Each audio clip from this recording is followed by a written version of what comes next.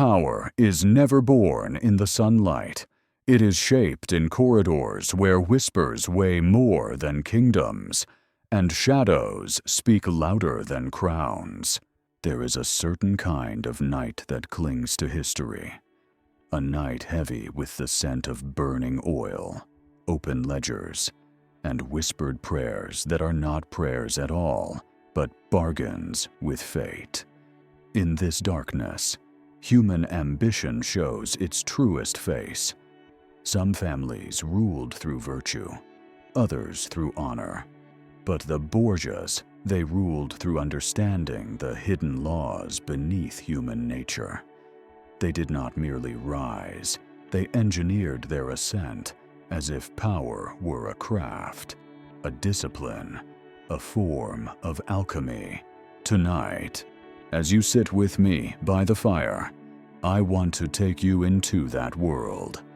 A world where a father bought the papacy with gold and cunning, where a son carved a kingdom with steel and brilliance, and where a daughter wove alliances with the quiet grace of a spider building a web that could catch princes. This is not a story of villains, though many will say so.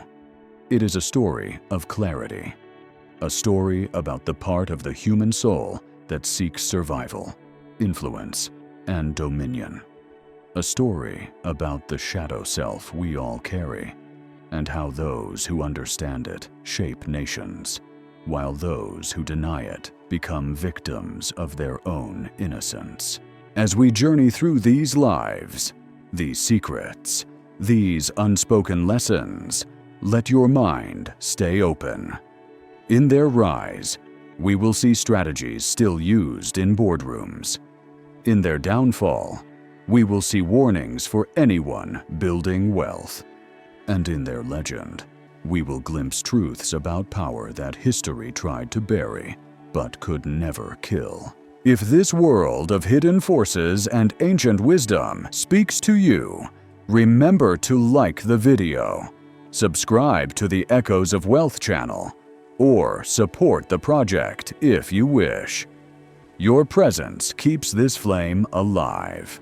There are nights in Rome that feel older than the stones beneath your feet. Nights where the moon hides behind drifting clouds as if unwilling to witness what men do to one another in the name of salvation. On such a night, in August of 1492, the doors of the Sistine Chapel closed with a weight that echoed like the ceiling of a tomb. Inside, beneath frescoes still smelling faintly of plaster and pigment, the fate of Christendom was being auctioned with a precision that would shame any modern marketplace. Cardinals moved in small clusters, their crimson robes whispering across the marble floors. They murmured prayers aloud, but their hands were busy writing promises in folded parchment. Promises that would never survive the dawn. The air was thick with incense, but beneath it lingered a finer scent, faint yet unmistakable to those who had lived long enough in the Vatican's currents. It was the smell of ambition. It traveled from man to man like a shared language spoken in quiet glances. At the center of this gathering stood a man of imposing calm, Rodrigo Borgia. His face carried a serene confidence that seemed almost pastoral, yet his eyes did not belong to a priest. They were the eyes of someone who understood the architecture of desire. A man raised not in cloisters, but in the labyrinth of Roman politics, where affection was currency and loyalty was a rumor. He waited with soft patience, like a general who already knew the outcome of the battle unfolding before him. Whispers say that during those nights of conclave, small velvet bags exchanged hands. Some were filled with florins, others with promises of bishoprics, parcels of land, or quiet protection. And there were tales, passed down by trembling scribes, that a few cardinals who opposed Borgia found themselves suddenly ill. A fever that came swiftly, a weakness that spread through the chest like frost. Whether these were truths or inventions is something history cannot settle. Rome has always preserved its secrets with more devotion than its saints. But one thing is certain. When the final vote was counted, when the doors opened and the smoke spiraled into the night sky, Rodrigo Borgia did not look surprised. He simply bowed as though accepting a title long owed to him. They called him Pope Alexander VI. Yet in that moment, he was not merely the head of the church. He became the architect of a crime dynasty, dressed in silk and sanctity. There is a silence in every story where the world seems to hold its breath.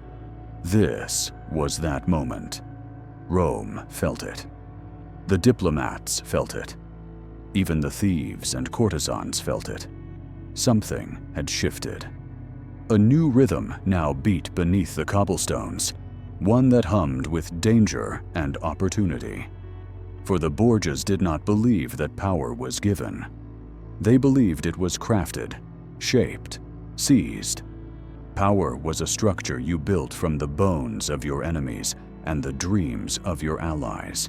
As the bells rang across the city, families peered from shuttered windows, wondering how this new pope would change their fortunes. Merchants sharpened their sense of risk. Soldiers watched the roads for new wars. And in a quiet doorway near the Tiber, an old fortune teller whispered that Rome had just elected a storm wearing the garments of a priest.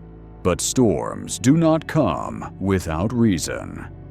And if you listen closely, if you lean toward the fire and allow the crackle of the flames to merge with the murmurs of forgotten history, you will sense something stirring beneath the surface of this tale. The Borgias did not rise because they were cruel. They rose because they understood the truths people pretend not to see. They understood the human shadow. They understood the cost of power. And they understood that in a world built on illusions, clarity is the sharpest blade. This is where our journey begins. In a chapel filled with smoke and secrets. In a city poised to tremble. In the heartbeat of a family whose brilliance and brutality would shape the Renaissance like a hand shapes wet clay.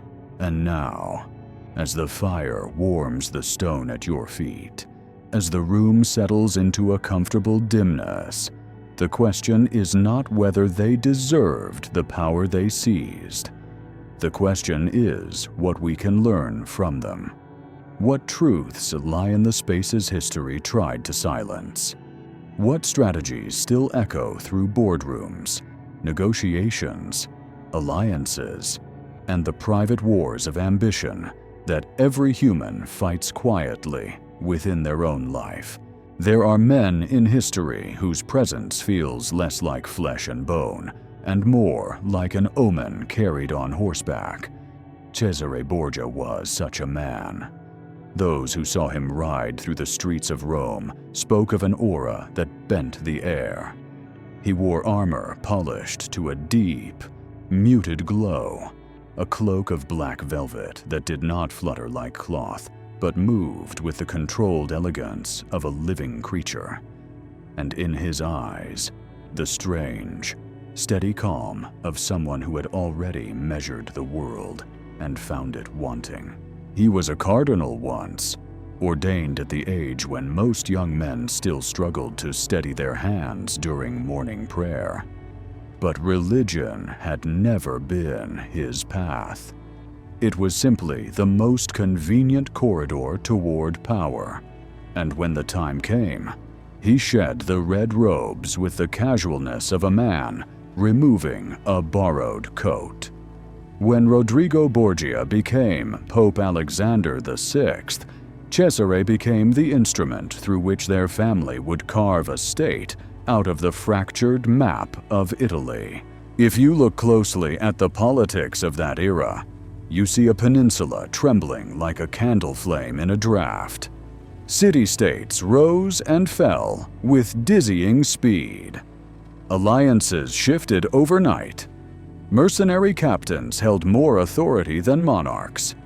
Yet in that chaos, Cesare did not see danger. He saw opportunity. He believed Italy could be bent, shaped, consolidated under one iron will. And for that vision, he needed a kingdom. He needed a reputation that would travel ahead of him like thunder before a storm.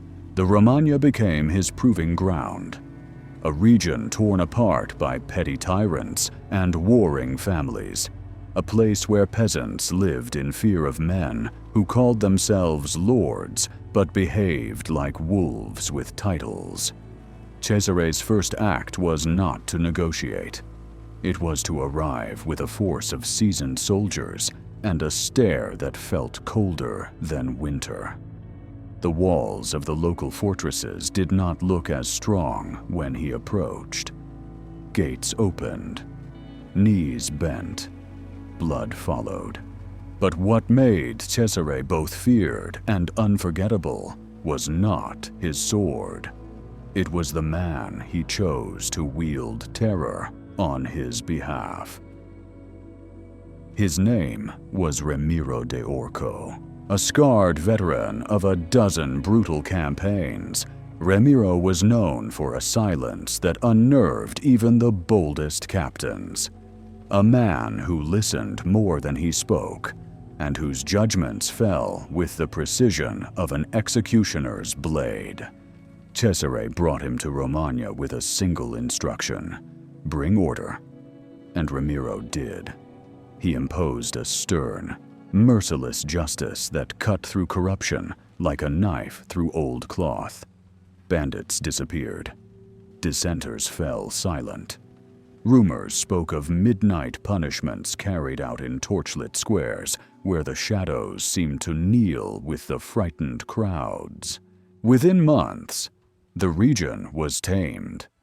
Streets grew quiet, markets revived, and the people, though afraid, began to hope that perhaps fear was better than chaos. Cesare watched from a distance, letting Ramiro shape the landscape with iron. But Cesare understood a truth most rulers never learn. Terror can stabilize a land, but it cannot unite a people. Fear creates obedience, not loyalty. And a ruler who relies on fear alone is like a king who builds his throne from drifting sand. So one morning, as the sun rose over the square of Cesena, the townspeople awoke to a startling sight. Ramiro de Orco, the man whose name made children cry and grown soldiers tremble, lay in two pieces upon the stone, executed, displayed, silenced forever. His severed head rested beside his body, eyes still open, as if staring at the city he had once controlled. No proclamation explained his crime.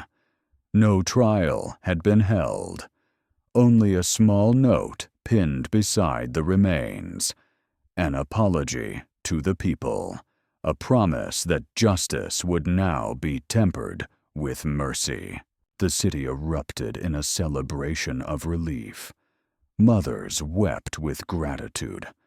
Merchants cheered the new era. And Cesare, he simply stepped onto the balcony, allowing their cries to wash over him like the warmth of a rising sun. Niccolò Machiavelli, who observed these events firsthand, wrote that no action in recent memory had been more brilliant, more calculated, more effective.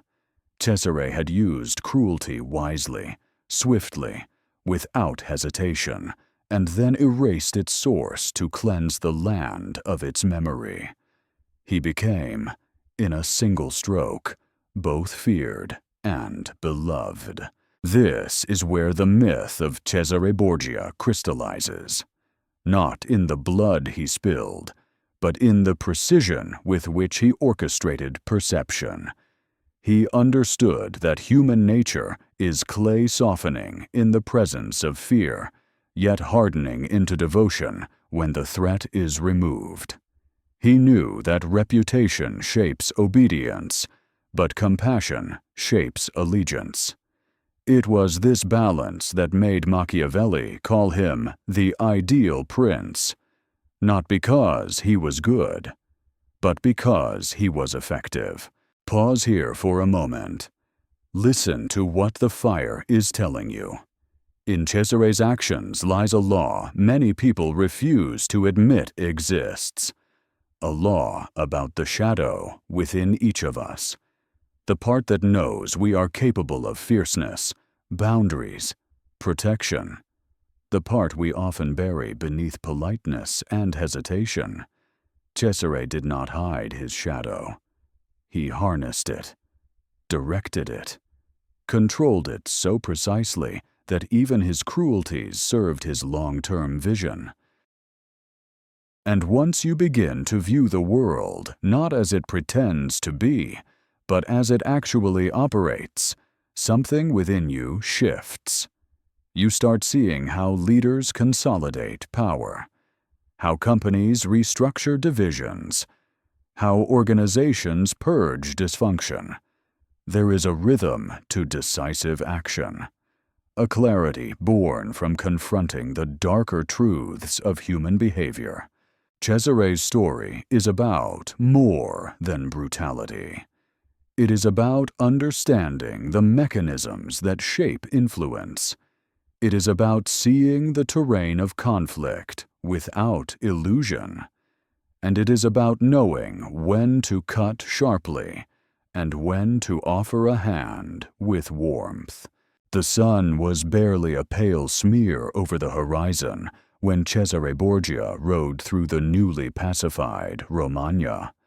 Morning mist curled around the hooves of his stallion, swirling like spirits fleeing from his path.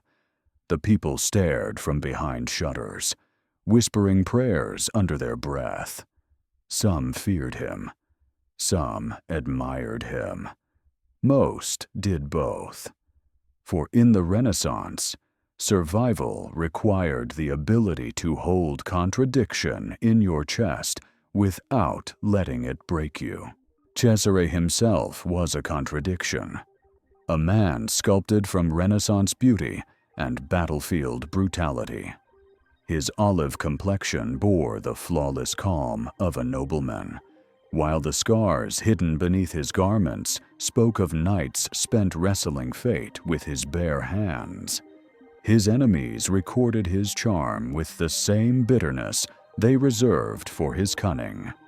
He could seduce a duchess in the morning and execute her husband by dusk with equal grace. Deep within the Vatican archives lies an overlooked report by a Florentine diplomat who met Cesare in 1502. The diplomat described him as a prince whose smile disarms and whose silence endangers. Another ambassador from Milan wrote that Cesare possessed the rare ability to appear unarmed while carrying more weapons in his mind than in his hands. These details, often lost beneath the thunderous myths of poison and war, reveal something essential. Cesare was not merely a man of violence. He was a strategist who understood human psychology with a precision modern executives would envy. But it was in the city of Imola, perched like a patient sentinel on the plain, where Cesare demonstrated how deeply he had studied the architecture of power. After claiming the city from Caterina Sforza, a formidable woman known for her defiance, Cesare did not simply garrison troops and impose martial law. Instead, he began a quiet, methodical process of reshaping the social order. He summoned artisans and scholars. He restored crumbling walls. He invited merchants from neighboring towns to establish stalls in the square. The people watched in astonishment as the man they had expected to be a tyrant became a builder of peace. But Cesare knew peace built on sentiment was fragile. He needed peace built on gratitude. He visited convents, gave alms, and spoke to the poor with a gentleness that appeared almost saint-like. And yet, every gesture came with purpose. He was not courting affection. He was purchasing loyalty in the currency of security. There is a letter, rarely discussed, written by a young monk who observed Cesare's visits to the monastery. The monk admitted he feared the duke's reputation, but confessed he found himself unexpectedly moved. His presence, he wrote, was like the stillness before a storm. It calmed even as it threatened. This duality is the heart of Cesare's legend. He understood that the greatest leaders carry an atmosphere, a field of influence that bends the behavior of others without ever raising a command. Yet even as he played the benevolent patron, Cesare never relaxed his vigilance. Every banquet in his honor was monitored by hidden guards. Every messenger from Rome was intercepted and evaluated. He maintained a network of informants so deep and subtle that even his closest allies suspected nothing. Rumors spread that Cesare knew every betrayal before it happened. Some said he had spies disguised as musicians. Others swore he used coded prayers to transmit instructions to agents across Italy. Whether truth or embellishment, the effect was the same. People feared deceiving him. In Ravenna, an incident occurred that rarely makes it into the broader histories. A local noble, Count Carpi, attempted to negotiate a secret alliance with Cesare's enemies. Before the ink dried on the first letter, the Count found himself invited to a private dinner. Cesare greeted him warmly, escorted him personally to a seat of honor, and conducted the evening with impeccable courtesy. At the height of the feast, Cesare leaned close and whispered a single sentence into the Count's ear. Whatever he said, the Count went pale. 2 days later, he publicly revoked his plots and pledged absolute loyalty to the Borgias. The specifics remain unknown, but the message is etched into regional lore. Cesare did not need to kill you to break you. From a distance, his conquests seemed swift, ruthless, inevitable. But up close, they reveal something subtler. Cesare mastered the three currencies of power: fear, admiration, and clarity. Fear ensured obedience. Admiration delivered loyalty. But clarity delivered longevity. When he issued a command, it was unambiguous. When he rewarded, it was generous. When he punished, it was decisive. There was no gray area in the world he ruled, and for people living through constant uncertainty, that certainty was intoxicating. Still, Cesare carried an unspoken burden. Beneath the victories and the celebrations, he sensed how precarious his ascent truly was. He understood the hidden mathematics of influence, that every ally is a potential rival, every favor a future debt, and every triumph a new target painted on his back. Machiavelli later noted that Cesare built his power upon the shifting sands of fortune. But what Machiavelli didn't say is that Cesare knew this. He knew better than anyone that the ground beneath him was unstable, that the lands he conquered were not truly his until the hearts of the people aligned with his vision. And so, he crafted a strategy not merely of domination, but of transformation. He dismantled corrupt councils and installed administrators loyal to him alone. He standardized the tax system and eliminated predatory toll collectors. He modernized fortifications with engineering innovations learned from Florentine architects. These were not the actions of a brute. They were the actions of a man preparing for a future in which Italy might look to him not as a conqueror, but as a stabilizing force. Yet fate is a creature that does not negotiate, and even the most brilliant men must eventually face its shadow. But before fate intervenes, there is still something to learn in this chapter. Something deeper, more intimate. Cesare's brilliance lay not in his cruelty, but in his mastery of perception. He understood that people do not follow truth. They follow the version of truth that best protects their fears and feeds their hopes. And when a leader can embody both safety and danger, they become irresistible. The autumn of 1502 arrived with a strange quiet over the Romagna. Leaves fell in slow spirals, and the wind carried the metallic scent of distant storms. Cesare Borgia, now Duke Valentino, stood at the height of his power. Cities that had once eyed him with suspicion had begun to adapt to the rhythm of his rule. Roads were safer, markets busier, tax records clearer than they had been in decades. Even the farmers, who had learned to measure their years by war and uncertainty, quietly admitted that Cesare's governance brought a steadiness they had never known. Yet in Cesare's mind, peace was never a destination. It was a strategic pause, a moment to sharpen weapons, strengthen alliances, and listen to the whispers that floated through Italy like fragile threads connecting ambition to opportunity. He had grown up watching his father navigate the labyrinth of the Vatican, a place where truths were rarer than miracles and everyone wore a mask. From that world, Cesare inherited a gift, the ability to sense when someone's loyalty had begun to rot. It was this intuition that led him to one of the most astounding maneuvers of his life: the gathering at Senigallia.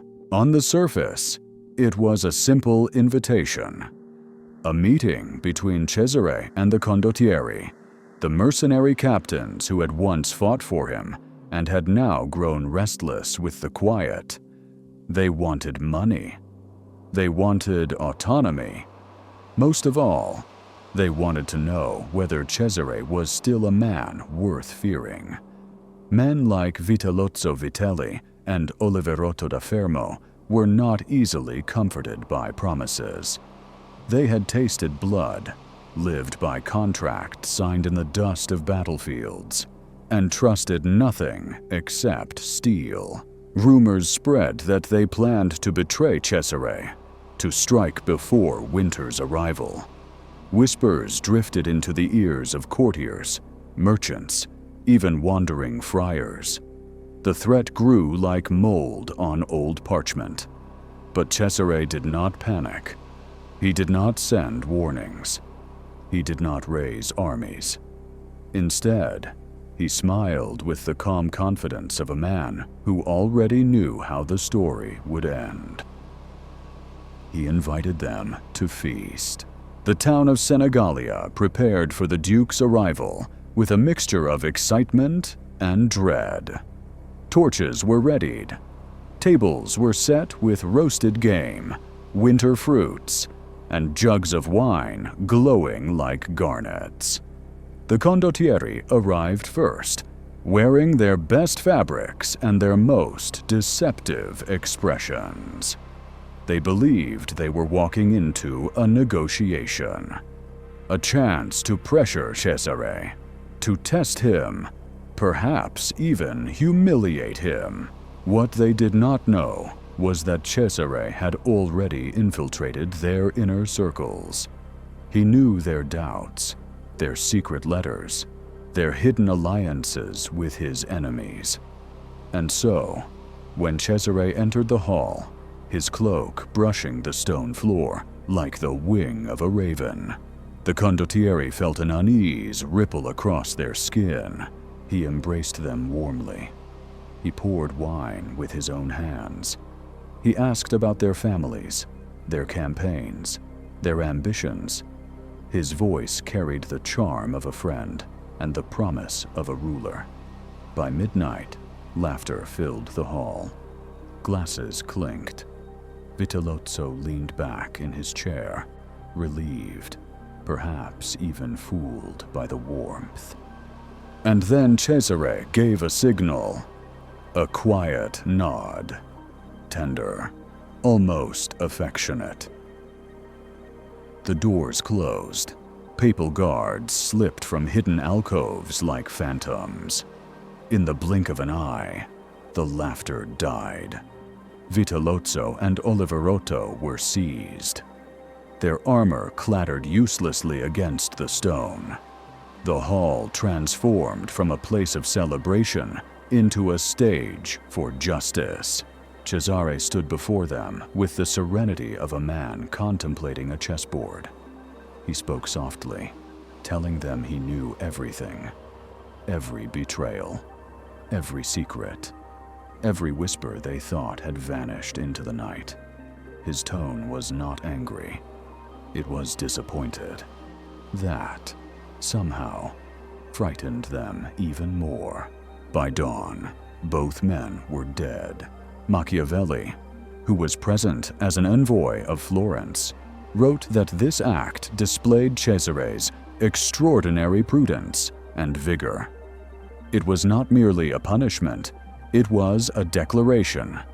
Cesare had eradicated his threats in one stroke without plunging the region into war.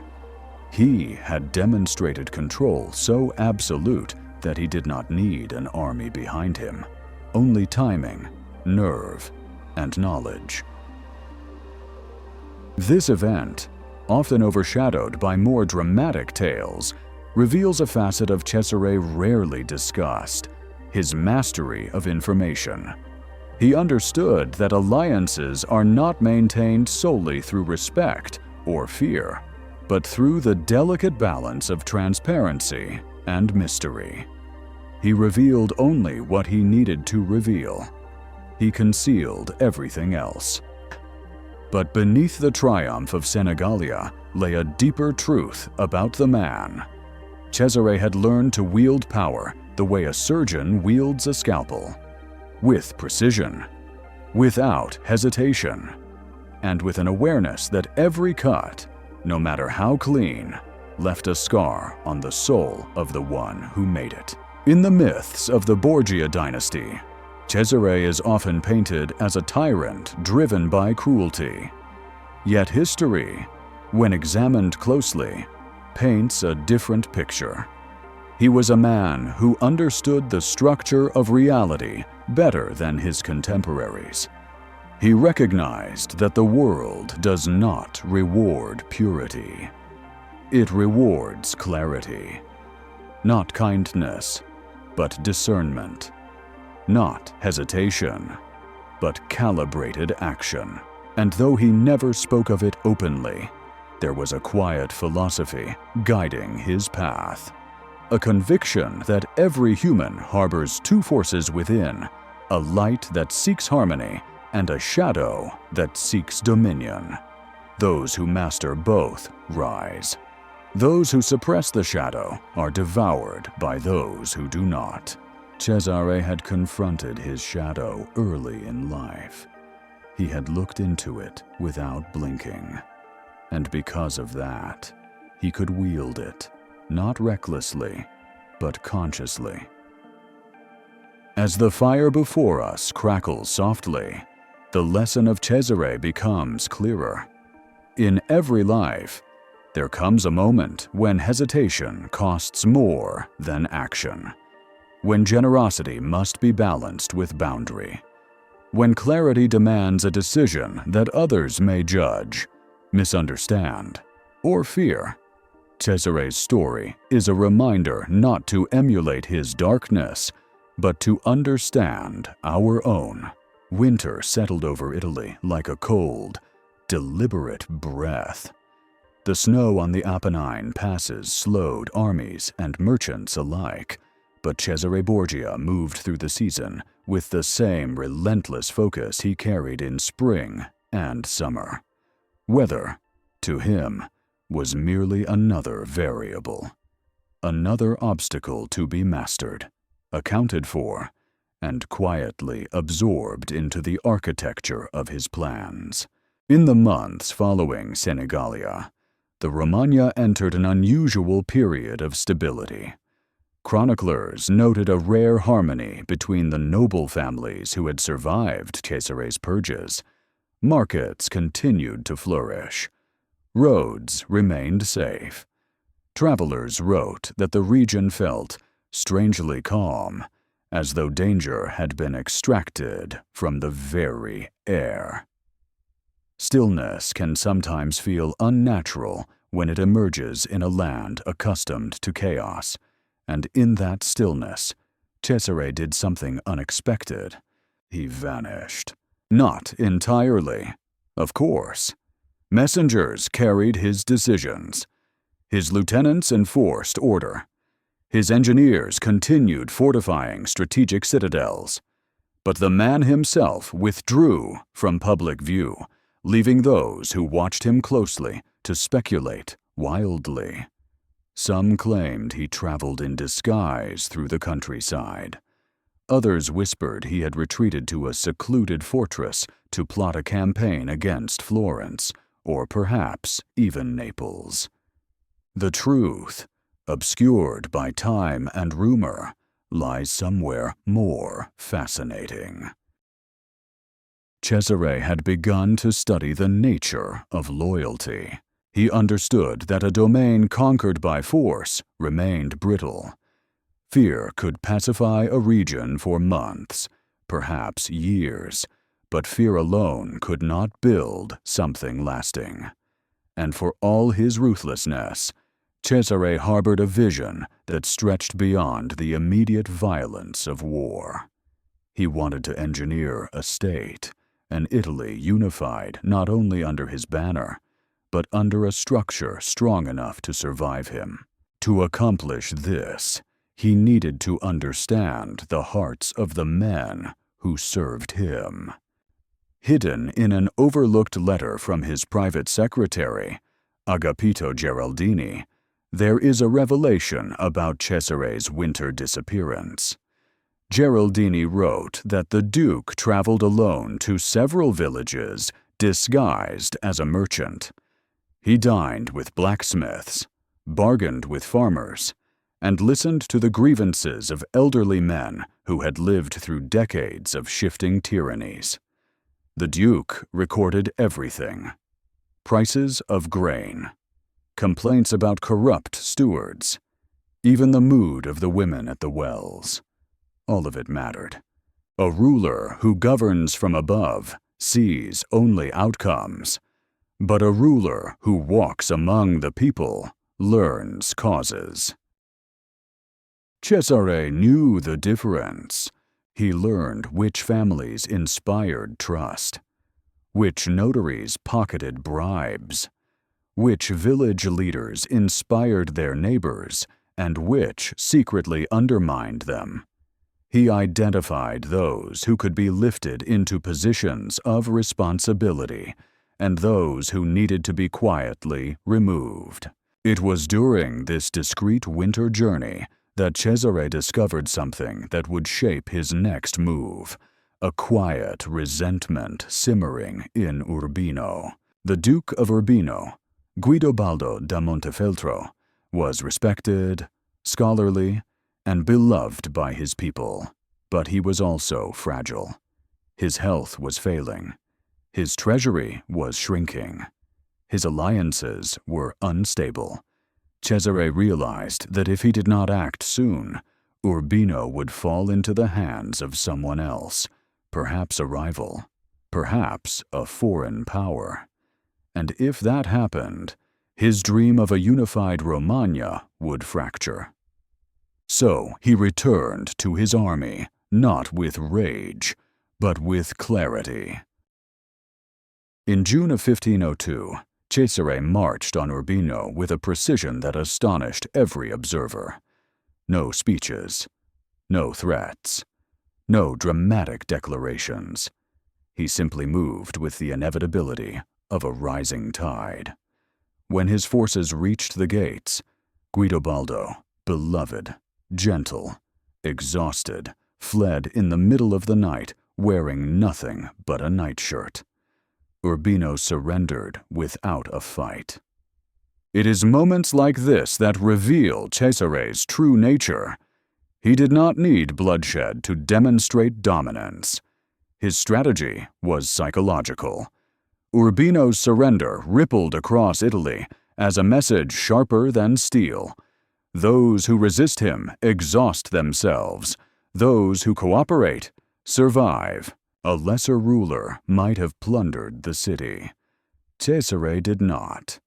He protected churches, safeguarded libraries, and even lowered certain taxes to gain favor with the citizens. He took possession of the famed Montefeltro art collection, but ordered his men to handle every manuscript and painting with reverence. Renaissance chroniclers describe this act with astonishment. A warrior duke, drenched in the authority of conquest, walking slowly through the palace halls, tracing the spines of ancient texts with careful hands. But in every victory, there is an echo of vulnerability. While Urbino surrendered, the seeds of treachery were taking root elsewhere. The Orsini and Baglioni families, threatened by Cesare's rapid ascent, began weaving conspiracies in candlelit rooms. They believed he had overreached. That fortune, so famously fickle, would soon abandon him. Cesare sensed it, not from reports or letters, but from atmosphere, instinct, that uncanny ability he possessed to detect when a room's silence carried hidden weight. The year was turning.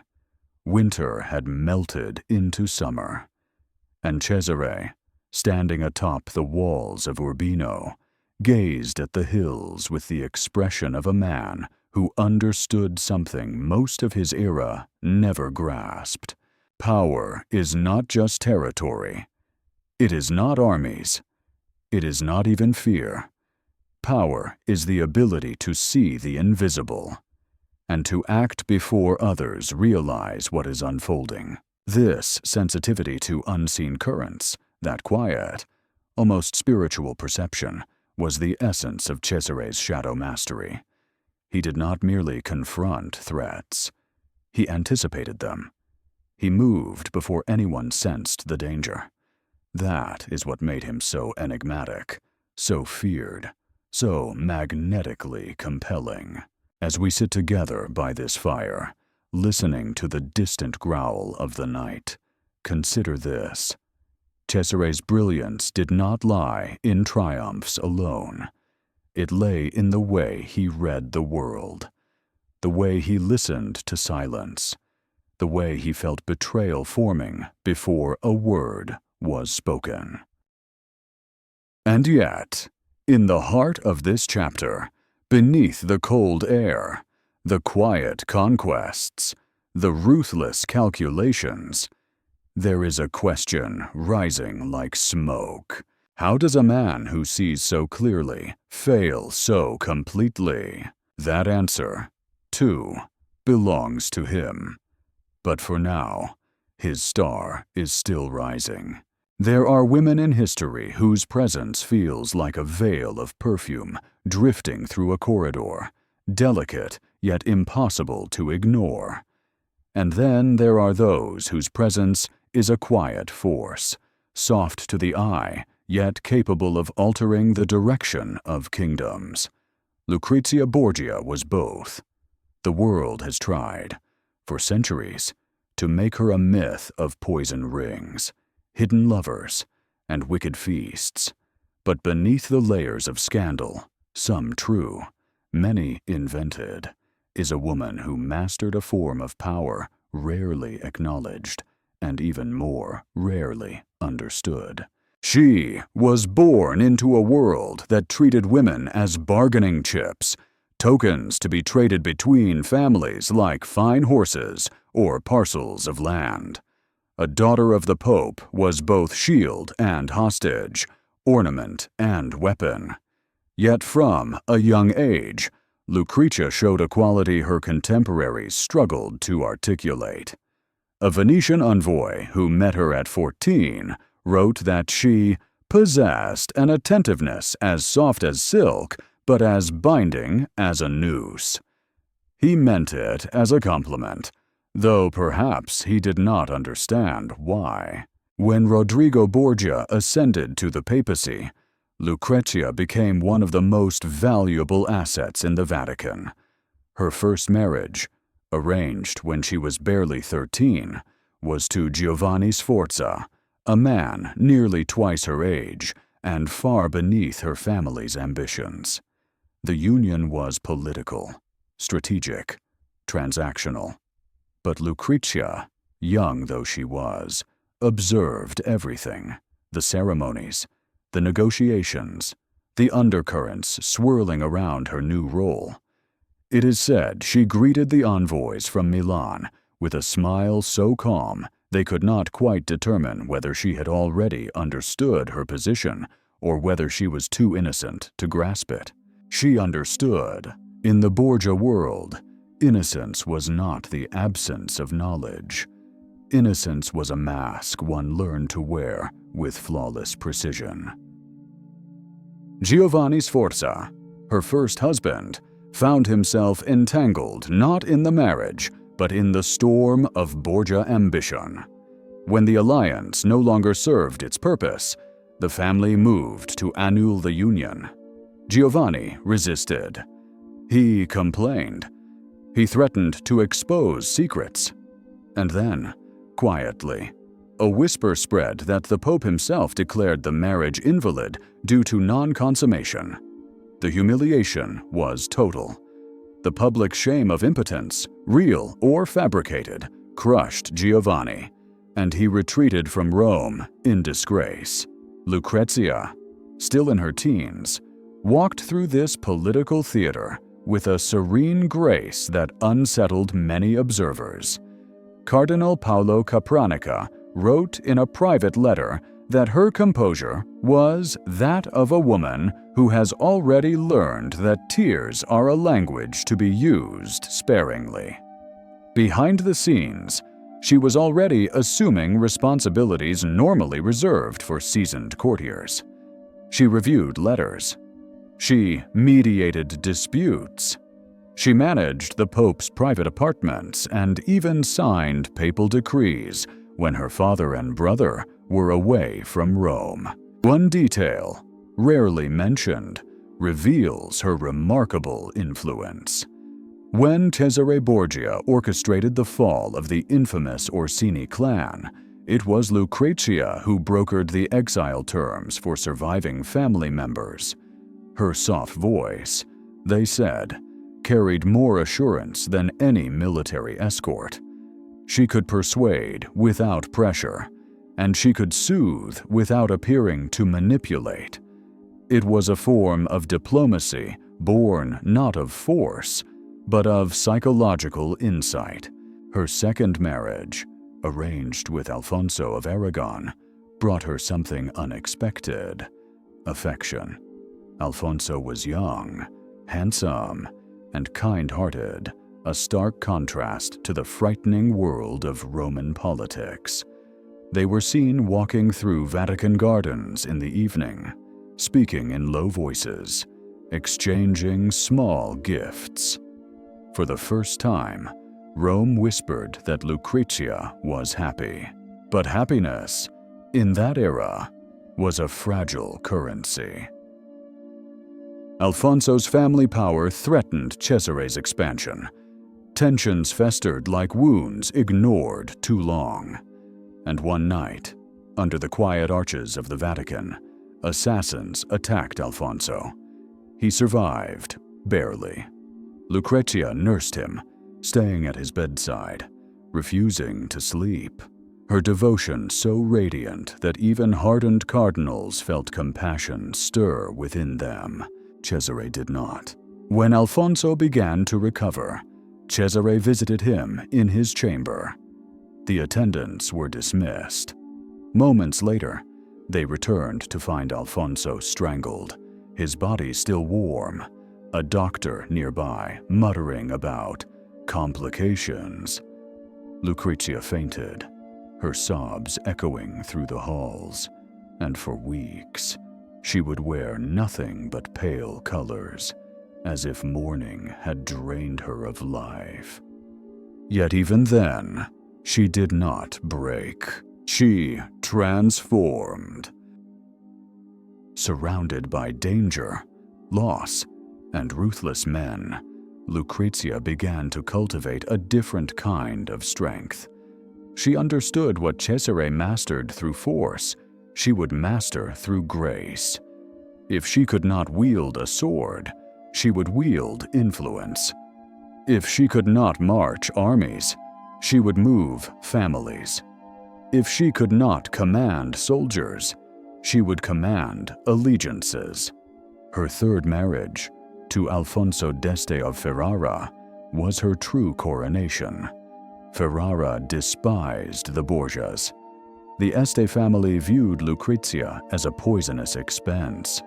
But when she arrived, something extraordinary happened. The court that expected to hate her found themselves slowly, quietly, reluctantly drawn to her. Her charm was gentle, never pushy. Her intellect precise. Her empathy surprisingly genuine. The women of Ferrara admired her elegance. The men admired her serenity. Poets wrote sonnets in her honor. And Duke Alfonso himself, initially cold and suspicious, grew to respect and perhaps even love his new wife. But behind the silk gowns and courtly poise, Lucrezia was building a network that would rival any church or kingdom. She wrote letters that carried invisible threads between Milan, Florence, Venice, Mantua. She arranged marriages, mended feuds, and cultivated loyalties.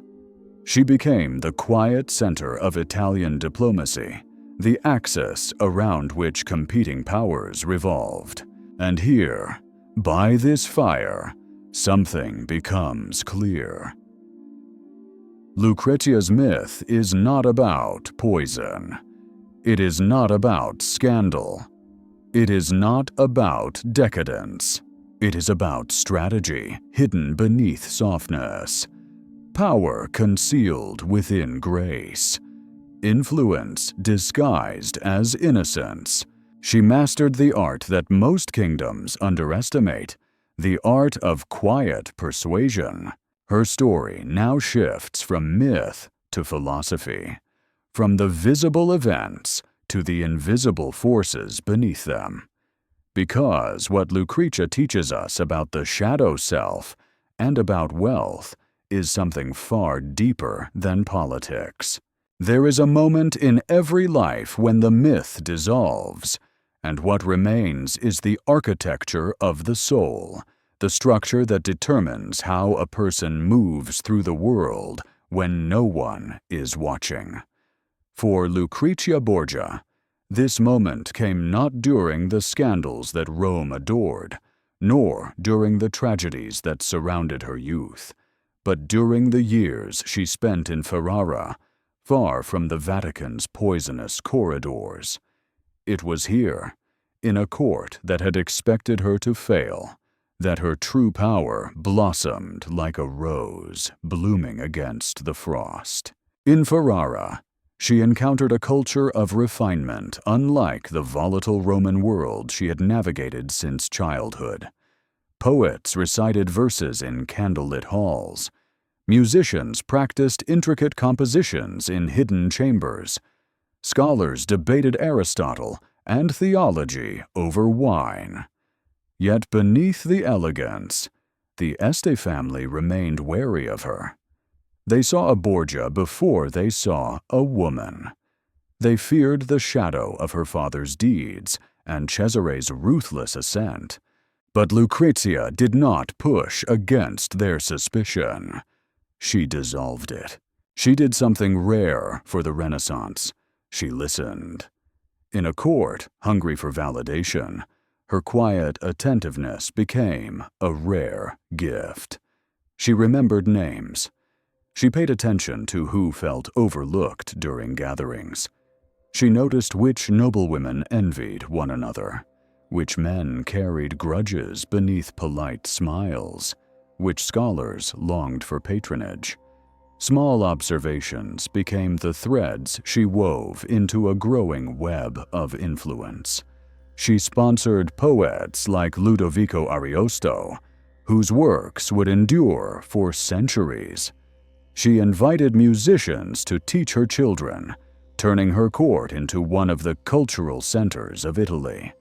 She cultivated correspondences with Isabella d'Este, her rival turned confidant. Through these letters, graceful, sharp, and piercingly insightful, she built relationships that transcended political volatility.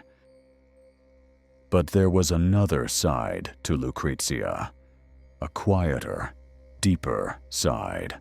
She carried her father's ambition and Cesare's instinct, but she tempered both with an understanding of the human heart. Her philosophy was not written in treatises like Machiavelli's.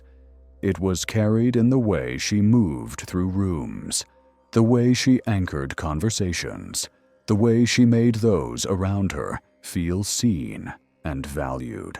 This was a form of power that evaded chroniclers obsessed with wars, murders, and poison. Yet it was a form of power that shaped alliances more profoundly than swords ever could. Letters from ambassadors reveal glimpses of her presence. The Venetian envoy Ercole Strozzi wrote that speaking with Lucrezia was like entering a warm room after walking through snow. A Florentine merchant described her as a woman who could disarm suspicion with a glance. Even cynical diplomats who despised the Borgias admitted, often begrudgingly, that she possessed a soft dominance, a way of steering discussions without appearing to steer anything at all. This quality, the ability to influence without force, is one of the rarest forms of human mastery. It belongs to those who understand the invisible laws governing human emotion. Lucrezia did not attempt to overpower people's wills. She flowed around them like water. She met their pride with modesty, their aggression with patience, their curiosity with warmth. And in doing so, she created an emotional current that gently pulled others toward her. Philosophers throughout history have spoken of power in terms of conquest, command, or divine right.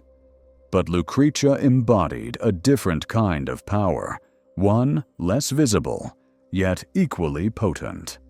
She understood the shadow self not as something to fear, but as something to integrate. In her, the shadow did not manifest as cruelty or deceit. Instead, it became intuition, a heightened awareness of what people truly wanted beneath the masks they wore. If Cesare mastered the shadow through steel, Lucrezia mastered it through silk. In psychological terms, Lucrezia understood the laws of projection. She knew people rarely see the truth. They see what they fear or desire most. Rome projected scandal onto her because Rome feared the influence of a beautiful woman in a corrupt age. Ferrara projected suspicion because Ferrara feared betrayal. Lucrezia learned to let these projections wash over her without defending herself, without resisting. In her quiet acceptance, she gained freedom. And in her freedom, she gained power. This is where her philosophy comes into focus. Strength without control fractures into tyranny. Control without compassion collapses into emptiness. But compassion with clarity becomes influence, the kind of influence that shapes destinies not through demand, but through presence. Lucrezia practiced what spiritual traditions call non-coercive power, the subtle gravity of a soul that does not struggle, does not dominate, and does not hide. Instead, it reveals itself gently, allowing others to reveal themselves in return. In this mutual unveiling, she discovered the real levers of diplomacy: trust, empathy, promise, anticipation. There is an entry in the diary of Elisabetta Gonzaga, a noblewoman who spent time at Lucrezia's court, where she wrote something remarkable. Lucrezia has mastered the art of turning enemies into guests, guests into allies, allies into friends, and friends into protectors. This, she wrote, was a kind of magic, not sorcery, not seduction, but something deeper. The magic of a woman who sees the world with both eyes open, the seen and the unseen. And this brings us to the threshold of what this chapter must eventually reveal: how this philosophy, this spiritual clarity, translates into wealth. Because power, influence, diplomacy, these are not abstractions. They have practical consequences in the modern world. The principles Lucrezia embodied are the same used by great negotiators, visionary founders, and those who navigate complex networks with grace instead of force. But before we enter that financial realm, we must finish understanding her spiritual law, the invisible principle she lived, often unconsciously. Power is not the ability to compel. Power is the ability to awaken cooperation in others without them feeling coerced.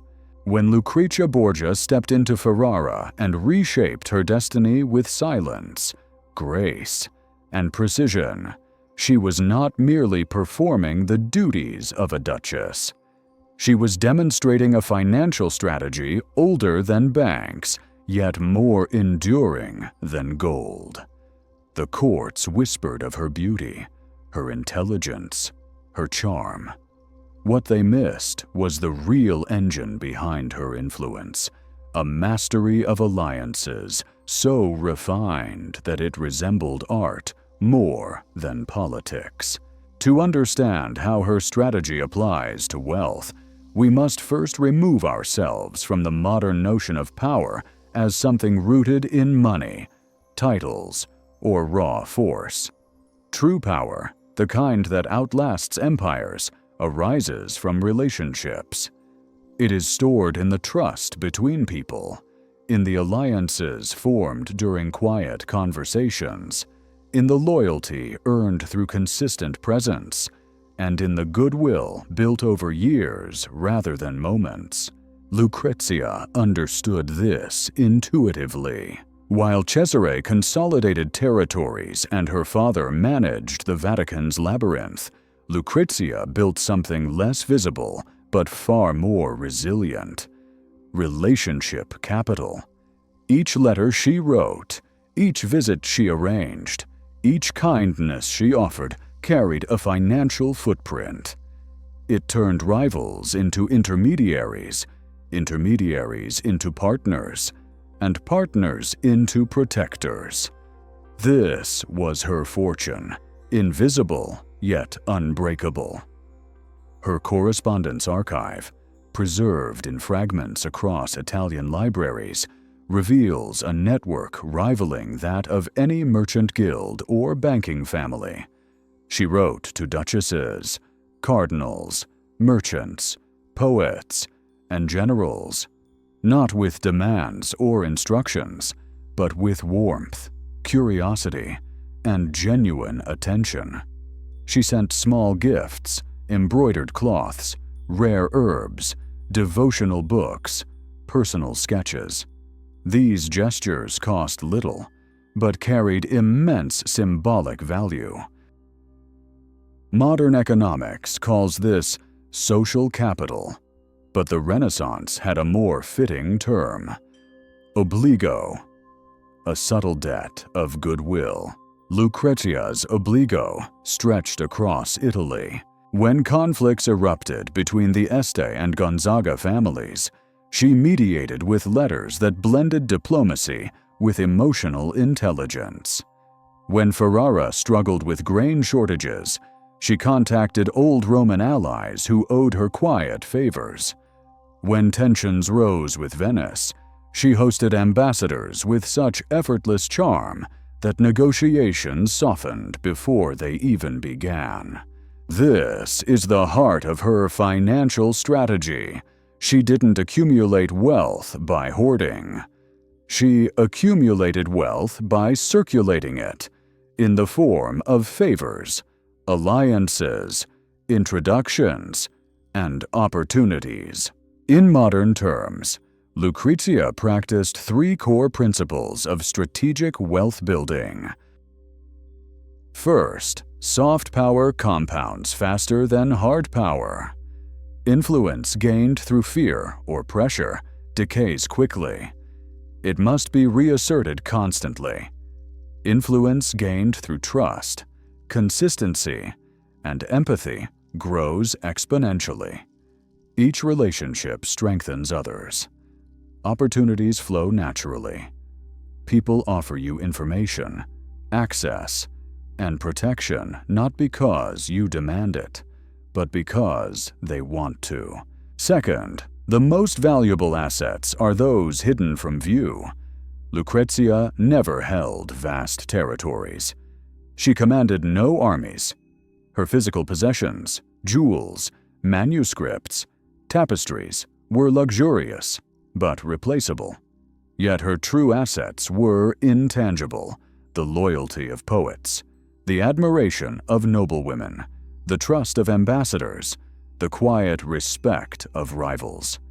These unrecorded bonds held greater value than gold because they could not be stolen, taxed, or seized by invading forces. Modern wealth builders often misunderstand this. They chase visible success, cars, buildings, titles, while neglecting the invisible architecture of their network. But Lucrezia teaches that the strongest fortunes are built in silence, through genuine human connection. Third, partnerships built on mutual growth outlast transactions built on need.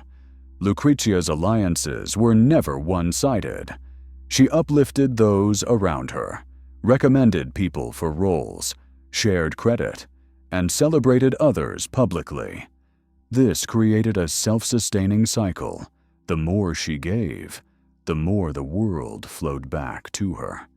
Even when the Borgia name became synonymous with scandal, her personal reputation remained luminous. Ferrara refused to cast her aside. Her friends protected her. Her alliances held. There is a document from the Este archives, written years after her death, stating, "Her Grace strengthened our house more than any dowry." That sentence reveals everything. She proved that a strategic alliance is worth more than inheritance. A well-tended network is worth more than a treasury. A single relationship forged with intention can redirect the fate of a family, a company, or a generation.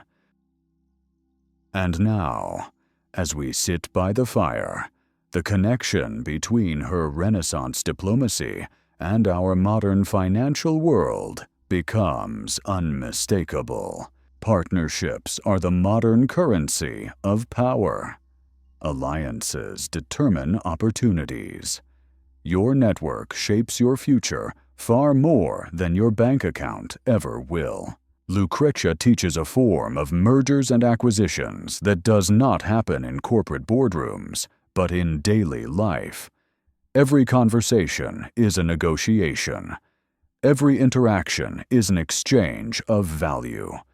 Every act of generosity is an investment. And every connection is a potential alliance waiting to take shape.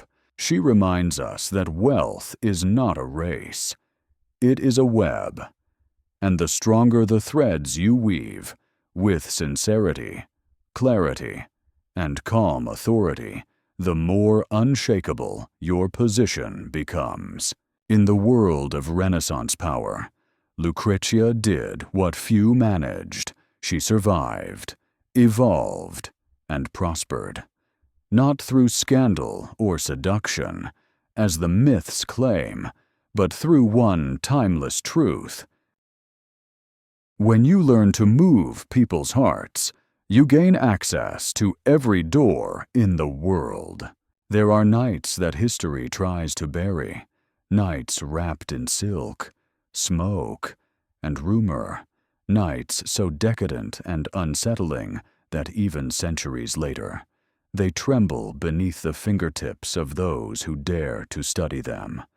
And among those nights, none has been whispered with more fear, reverence, and fascination than the banquet of the chestnuts.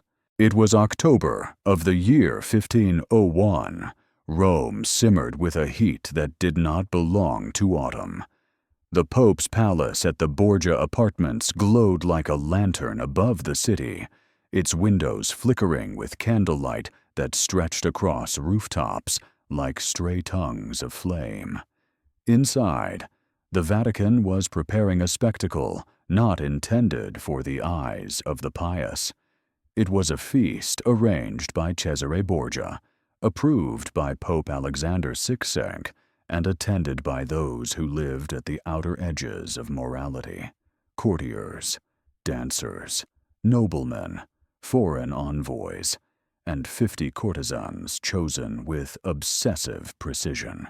Some chroniclers claimed the entire event was exaggerated by enemies of the Borgias.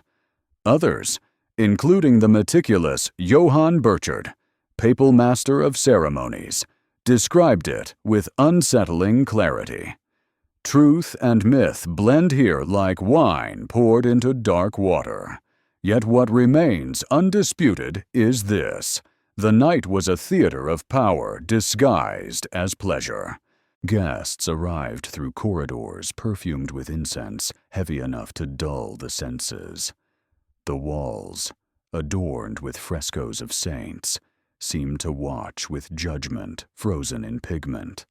Musicians played lutes and viols in winding harmonies that lingered like the sound of a distant celebration or a distant warning. And in the great hall, long tables were arranged with crimson cloth, laden with roasted meats, exotic fruits, candied figs, marzipan sculptures, and goblets overflowing with Sicilian wine. At the center sat Cesare. Dressed in black silk embroidered with gold thread, he appeared less like a duke and more like a conductor of human desire. His posture was upright, calm, almost regal. To his right sat Pope Alexander VI, a man whose eyes bore the same hunger for life as his son, though age had softened neither his appetite for power nor his taste for spectacle. To Cesare's left was Lucrezia, serene, luminous, composed, dressed in a gown that caught the candlelight in ways that made her seem almost unreal. When the 50 courtesans entered, barefoot, adorned in pearls, their hair scented with jasmine, the atmosphere shifted. Conversations softened into murmurs. Laughter grew low, edged with anticipation. The courtesans danced between the tables, moving with an almost ritualistic grace. This was not a dance for entertainment. It was a dance designed to test the boundaries of comfort, to tempt confession, to expose who among the guests could be controlled by desire and who could not. And then came the chestnuts. Servants scattered hundreds of roasted chestnuts across the polished floor, letting them roll into the candle-lit corners of the hall. The courtesans, trained with the same discipline as dancers in noble courts, dropped to their hands and knees to retrieve them, crawling across the floor in a display that shocked some guests, enthralled others, and stripped the room of all pretense. This moment, burned into the memory of Renaissance Rome, became the core of the legend. But what many forget, or never knew, is the political purpose behind the spectacle. Cesare was observing, studying, evaluating. Every man in that hall had ambitions. Every family represented sought favor, territory, protection, or influence. And Cesare wanted to know who could be seduced, who could be manipulated, who could be embarrassed, who could be bought. The banquet was not decadence for its own sake. It was a test, a performance engineered to reveal the hidden desires that governed each guest's fate. Burkert wrote that rewards were given to the men who performed most vigorously with the courtesans, though we do not know what those rewards truly meant. Perhaps gold, perhaps influence, perhaps future access. In a world where alliances were sealed through ink, marriage, or murder, pleasure was another form of currency, one Cesare wielded with scientific precision. And amid the shadows and candlelight, alliances were born, promises exchanged, secrets whispered. The Borgias understood something that most rulers feared to acknowledge, that desire is one of the most powerful forces in the human psyche. It loosens tongues. It reveals weakness. It exposes ambition. And when shaped deliberately, it becomes a weapon sharper than any blade. But there is a detail rarely discussed that reveals the true depth of this night's design. During the banquet, Cesare reportedly excused himself from the table several times to speak privately with key guests. A Venetian ambassador, a French envoy, a nobleman from Naples whose loyalty had been wavering, while the others reveled in the distraction of pleasure. Cesare negotiated, clarified alliances, extracted promises. When the guests lost themselves in the spectacle, Cesare remained cold, sober, and painfully aware. It was a strategy wrapped in silk and champagne. The room drowned in indulgence. Cesare floated above it, untouched. When dawn began to soften the edges of the Vatican walls, when the candles had burned to stubs and the laughter had grown hoarse, the guests departed, shaken, enthralled, transformed. Rome never forgot that night, not because of its decadence, but because it was a demonstration of the Borgias' intelligence, their audacity, and their willingness to expose humanity's shadows in order to rule it. As we sit by the fire tonight, understanding this myth requires something uncomfortable, acknowledging that power often operates not in sunlight, but in the places where human weakness reveals itself. Cesare did not create those weaknesses. He simply illuminated them, and from that illumination emerged a deeper truth, one that forms the philosophy of this chapter, a philosophy about excess, appetite, and the corrosive illusion that pleasure is power. There are moments in history when a single night becomes a mirror, reflecting not only the people who participated in it, but the deeper truths lurking beneath civilization itself. The banquet of the chestnuts may appear, at first glance, to be a story of decadence, indulgence, and moral collapse. But look closer. Let the firelight dance over the memory of that night, and its deeper lesson begins to take shape. Human beings are not destroyed by pleasure. They are destroyed by their relationship to it. The Borgias understood something that many spiritual traditions whisper, but few truly grasp. Desire, when unconscious, becomes a leash. A soft one at first, barely felt. Then, as indulgence grows into dependence, the leash tightens. What once seemed like freedom becomes captivity. And those who believe themselves most in control are often the most ensnared. Cesare Borgia did not host the banquet out of hedonism. He hosted it because he recognized the truth at the core of the shadow self. A person ruled by appetite cannot be trusted with power. Pleasure, unexamined, makes a man predictable, pliable, and easily manipulated. In every guest who attended that night, there were two forces in conflict. The mask, refined, noble, diplomatic, and the shadow, hungry, restless, impulsive.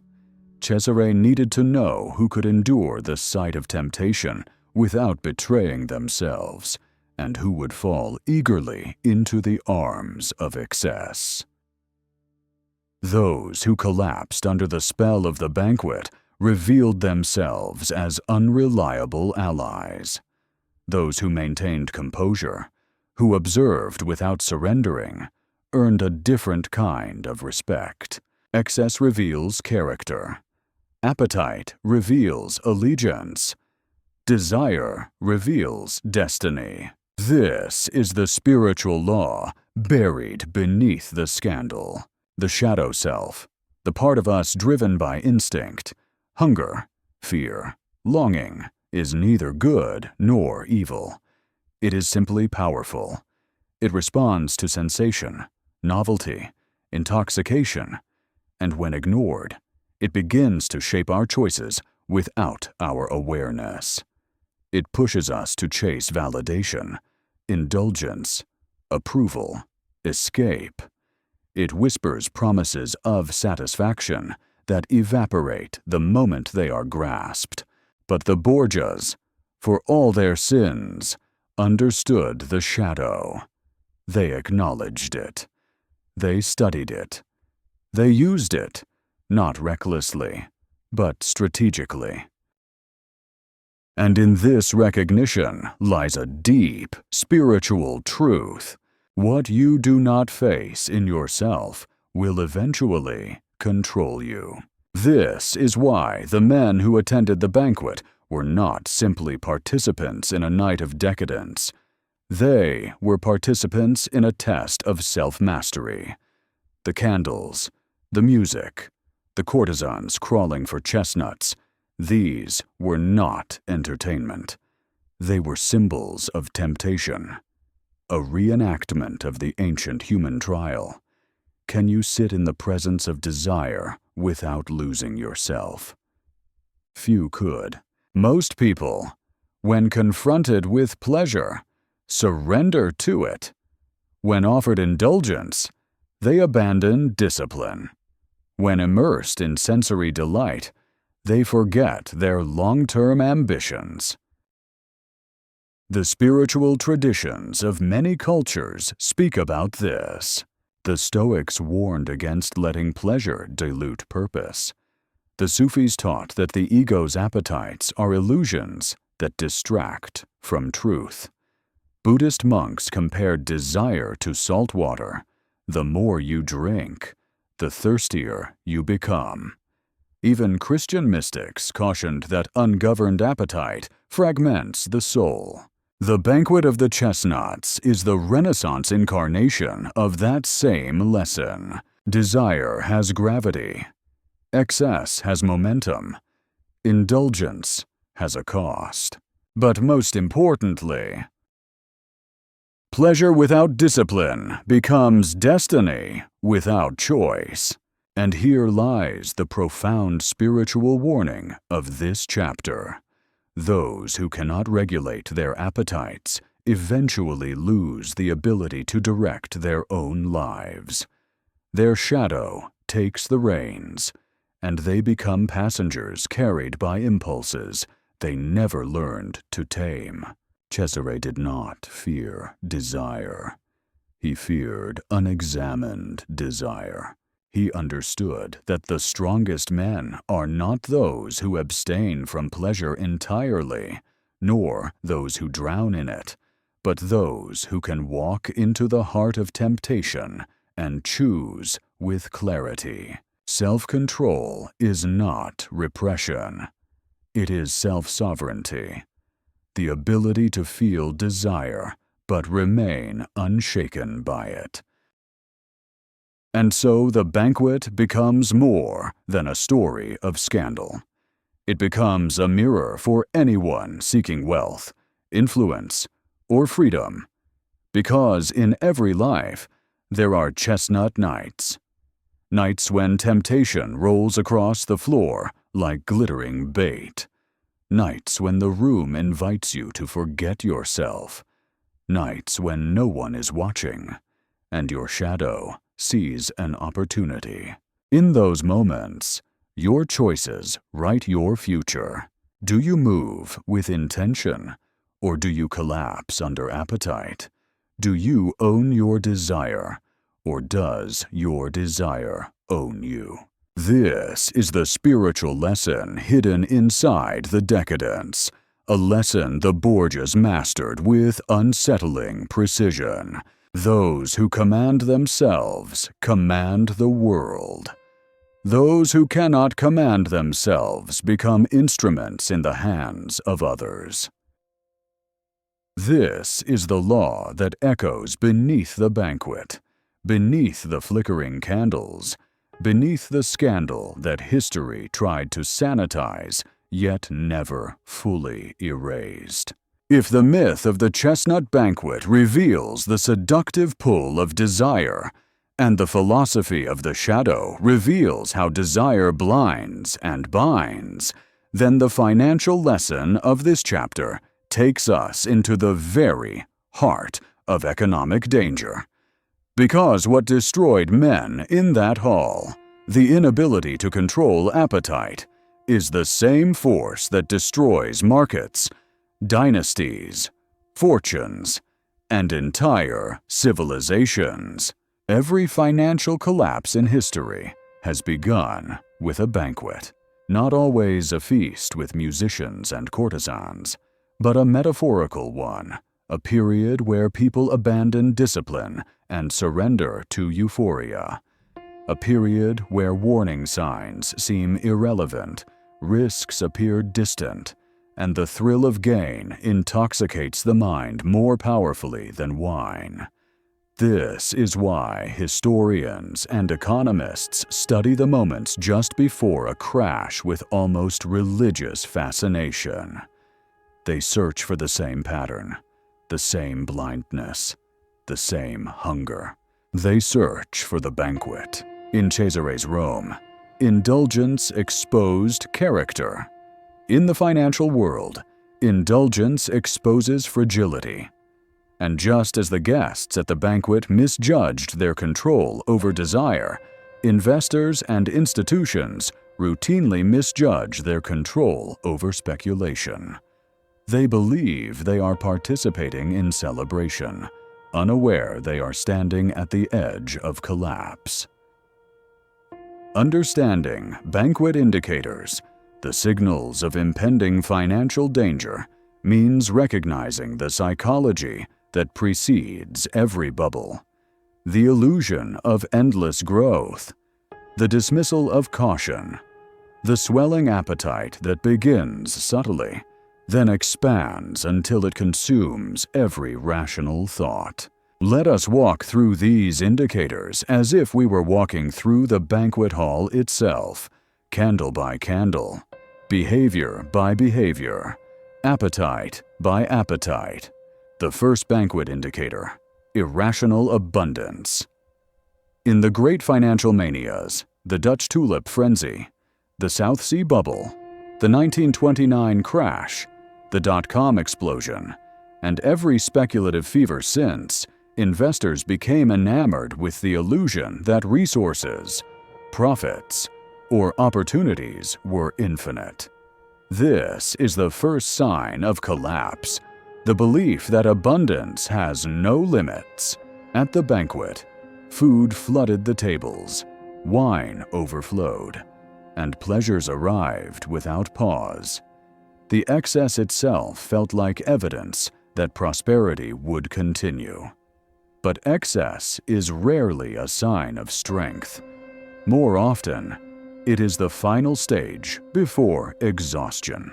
In markets, when profit margins widen beyond logic, when valuations defy fundamental analysis, when something can only go up, the chestnuts are already on the floor. The second banquet indicator: performance as identity. During the banquet, men were rewarded for competing in ways that stripped them of dignity. Their behavior shifted from strategy to spectacle. They performed. They sought approval. They became loud, reckless, unguarded. This, too, appears in every financial bubble. Investors begin measuring their worth by their returns. They brag. They compare. They chase risk not for the reward, but for the identity. The genius investor, the early adopter, the undefeatable. When investors attach their ego to the movement of the market, they stop assessing risk. They begin performing for an audience. And a performer cannot see approaching danger. When your portfolio becomes your personality, you are already at the banquet. The third banquet indicator: the reversal of roles. During the banquet, those who should have exercised restraint, nobles, diplomats, men entrusted with state responsibilities, became the most consumed by indulgence. Meanwhile, Cesare, who could have indulged freely, remained in control. This inversion is a sign of approaching collapse in markets as well. When inexperienced investors lead trends, when amateurs ridicule professionals, when the loudest voices drown out the cautious ones, the banquet has reached its peak. Historically, the moment the crowd begins mocking warnings is the moment just before the fall. When the wise become silent and the reckless become celebrated, the crash is near. The fourth banquet indicator: the disappearance of fear. Pleasure is intoxicating not because it satisfies desire, but because it suppresses fear, the emotion that normally protects us from danger. At the banquet, fear dissolved under candlelight. The guests felt safe, celebrated, untouchable. They believed the night would continue forever. In financial euphoria, the same thing happens. Fear, the backbone of rational decision-making, disappears. Investors ignore red flags. They dismiss data. They believe themselves exempt from risk. The absence of fear is not the sign of a healthy market. It is the sign of a collapsing one. Fear keeps us alive. When it vanishes, danger grows in the dark. The fifth banquet indicator: reward without labor. In the banquet, men were rewarded for indulgence, not discipline; for performance, not strategy; for appetite, not restraint. This same pattern defines financial mania, the belief that wealth can be acquired quickly, easily, without skill or patience. When people begin expecting reward without effort, gain without study, profit without understanding, the marketplace becomes a hall of crawling chestnuts. Reward without labor is not prosperity. It is the prelude to ruin. The sixth banquet indicator: quiet exits from the room. Remember, during the banquet, while others indulged, Cesare slipped away to speak privately with ambassadors, to secure alliances, to make decisions in the quiet. In financial crises, this same pattern emerges. The most savvy investors do not announce their exit. They do not warn others. They move silently. They sell early. They reduce exposure while the crowd is still celebrating. Often, by the time the public realizes the danger, the exits have long been blocked. When those with deep insight begin leaving quietly, the banquet is about to end. And here is where the deepest financial lesson emerges. Markets collapse not when the celebrations begin, but when the smartest people quietly lose interest in the celebration. The banquet ends not with a crash, but with a whisper. Understanding these indicators is not about predicting exact collapses. It is about seeing the rhythm of excess, recognizing when euphoria becomes blindness, and stepping back before your shadow makes decisions for you. This, ultimately, is the financial wisdom hidden in the myth of the banquet of the chestnuts. If you can remain sober in a room full of intoxicated people, you will stay wealthy while others are losing everything. And if you can detect the difference between pleasure and danger, between indulgence and collapse, you will stand where Cesare stood, above the noise, above the appetite, above the fall. There are stories in history that cling to the imagination like the scent of bitter herbs, sharp, lingering, unforgettable. And among the darkest of these stories stands the myth of Cantarella, the legendary Borgia poison said to slip through wine cups like silk and leave no trace except the soft collapse of breath. Whether Cantarella truly existed or not, the fear of it reshaped politics across the Italian peninsula. Because sometimes, it is not the blade that rules a nation. It is the whisper that the blade might strike. The Vatican of the late 15th century was a space where holiness and danger coexisted so closely that they felt like twin shadows cast by the same candle.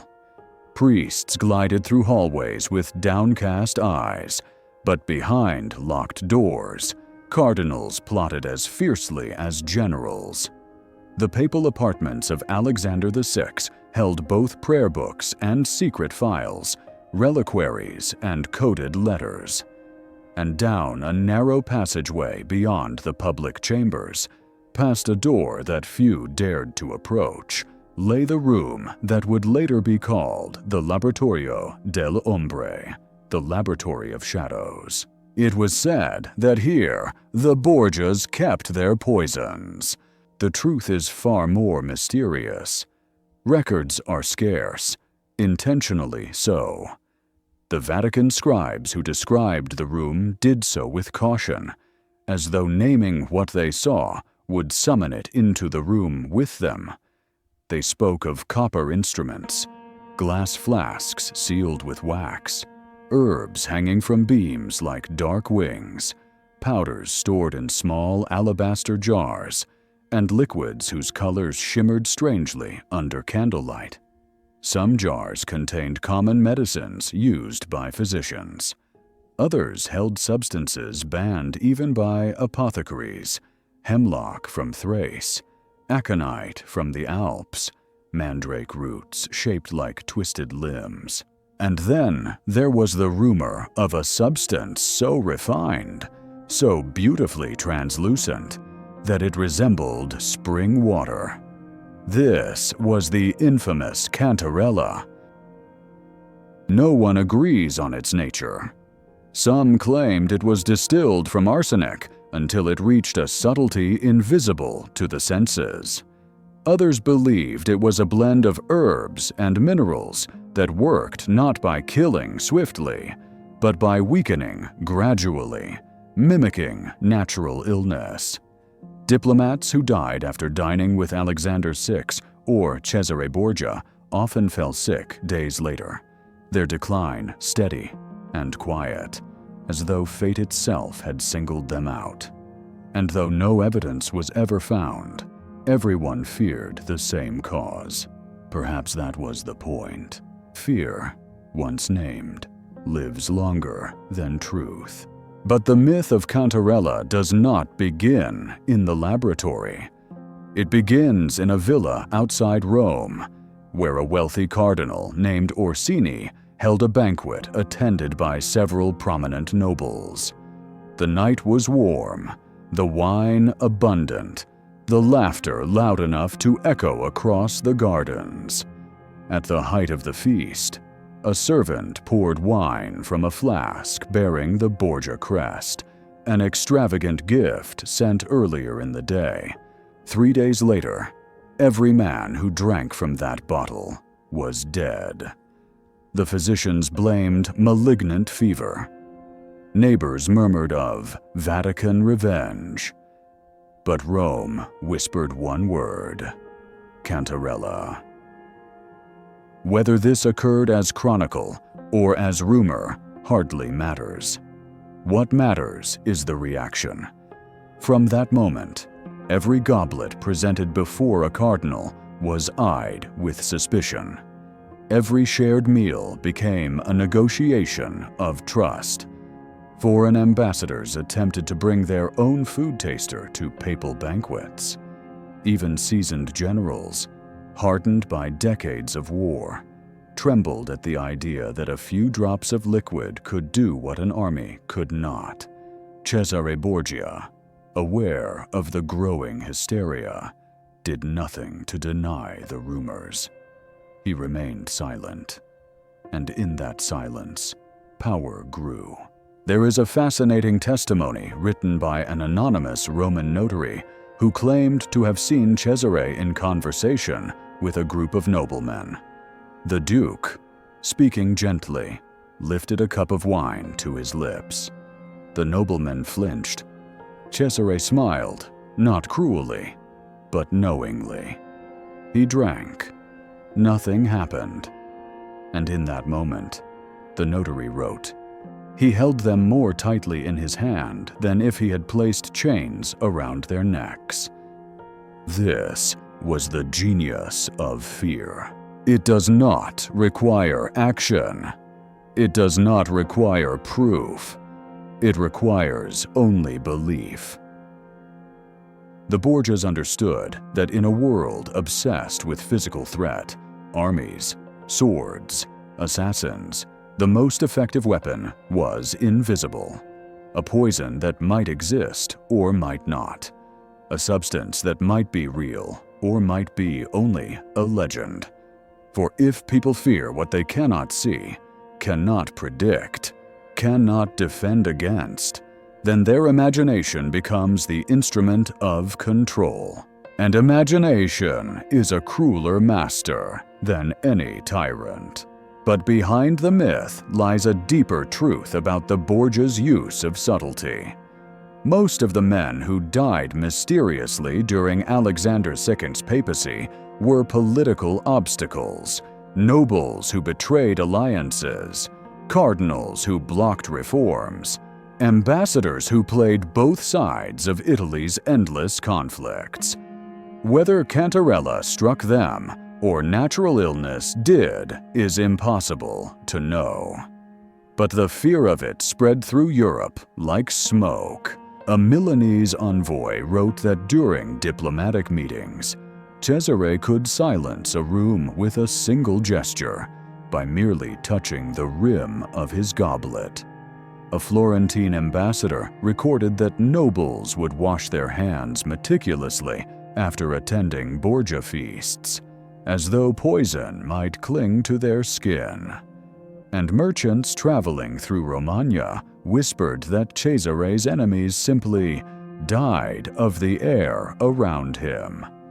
None of this was factual. All of it was powerful, because in the Renaissance, perception was more dangerous than truth. That is the myth of Cantarella, not a poison, a psychology. And it is here, in this chamber of shadows and whispered legends, that the next layer of our journey waits.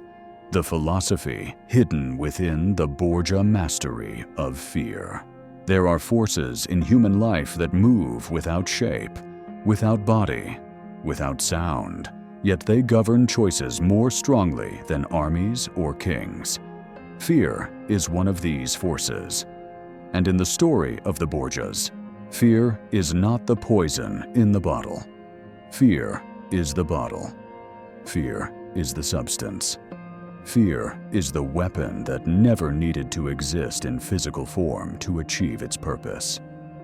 To understand the true legacy of Cantarella, we must step away from the Renaissance for a moment and look into the architecture of the human mind.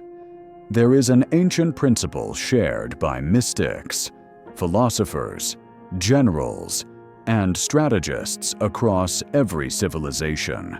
People are governed not by what is true, but by what they believe is true. The Borgias knew this with unsettling clarity. Every civilization has its version of the invisible threat, demons in the dark, curses carried by the wind, unseen agents of fate. The Borgias converted this primal pattern into politics. They understood that a threat you cannot see is more powerful than a threat you can confront. A blade can be avoided. A soldier can be bribed. But a poison that may or may not be in your cup transforms every sip into a calculation.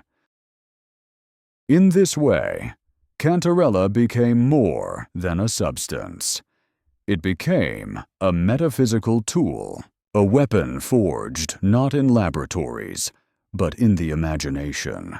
Let us look at the spiritual law behind it. Fear flows toward uncertainty.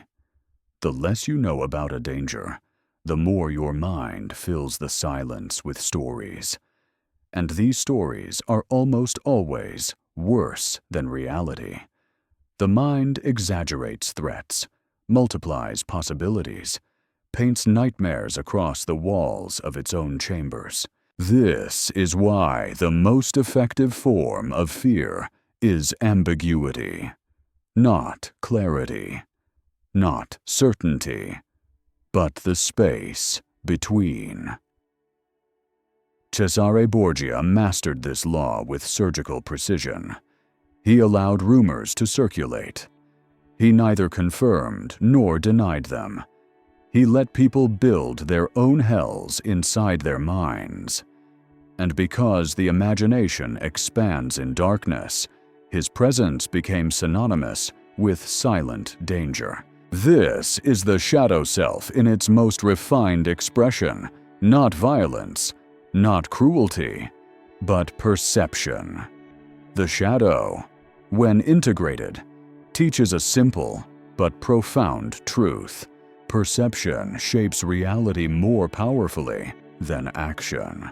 This is not manipulation in the crude sense. It is awareness. Awareness of how humans interpret signals, respond to suggestion, amplify fear, and surrender to their own projections. Consider how the myth of Cantarella shaped behavior. Cardinals who plotted against the Pope suddenly became cautious. Ambassadors who considered betraying Cesare hesitated. Noblemen who once defied Borgia authority began sending gifts. Rivals who imagined poisoning became victims of their own anxiety. The Borgias did not need to strike. Their enemies struck themselves in fear, in paranoia, in hesitation. This is the spiritual paradox of fear. When people fear you, you do not need to harm them. Fear does the work for you. But this lesson also carries a warning. Fear is a tool that must be handled with extraordinary care. Because if overused, it corrodes not only your enemies, but your own spirit. There is a passage in the writings of the Jewish mystic Isaac of Acre, a man of the same era, who observed that fear that rules others will eventually rule the one who wields it. And indeed, Cesare himself learned this truth in his final years, when the fear he once controlled turned inward as his power slipped and his enemies multiplied. Spiritual traditions across centuries have warned about this phenomenon. The Taoists spoke of the shadow within the warrior, the danger of becoming the very force one uses. The Stoics warned that fear spreads like fire and burns the hand that holds the torch.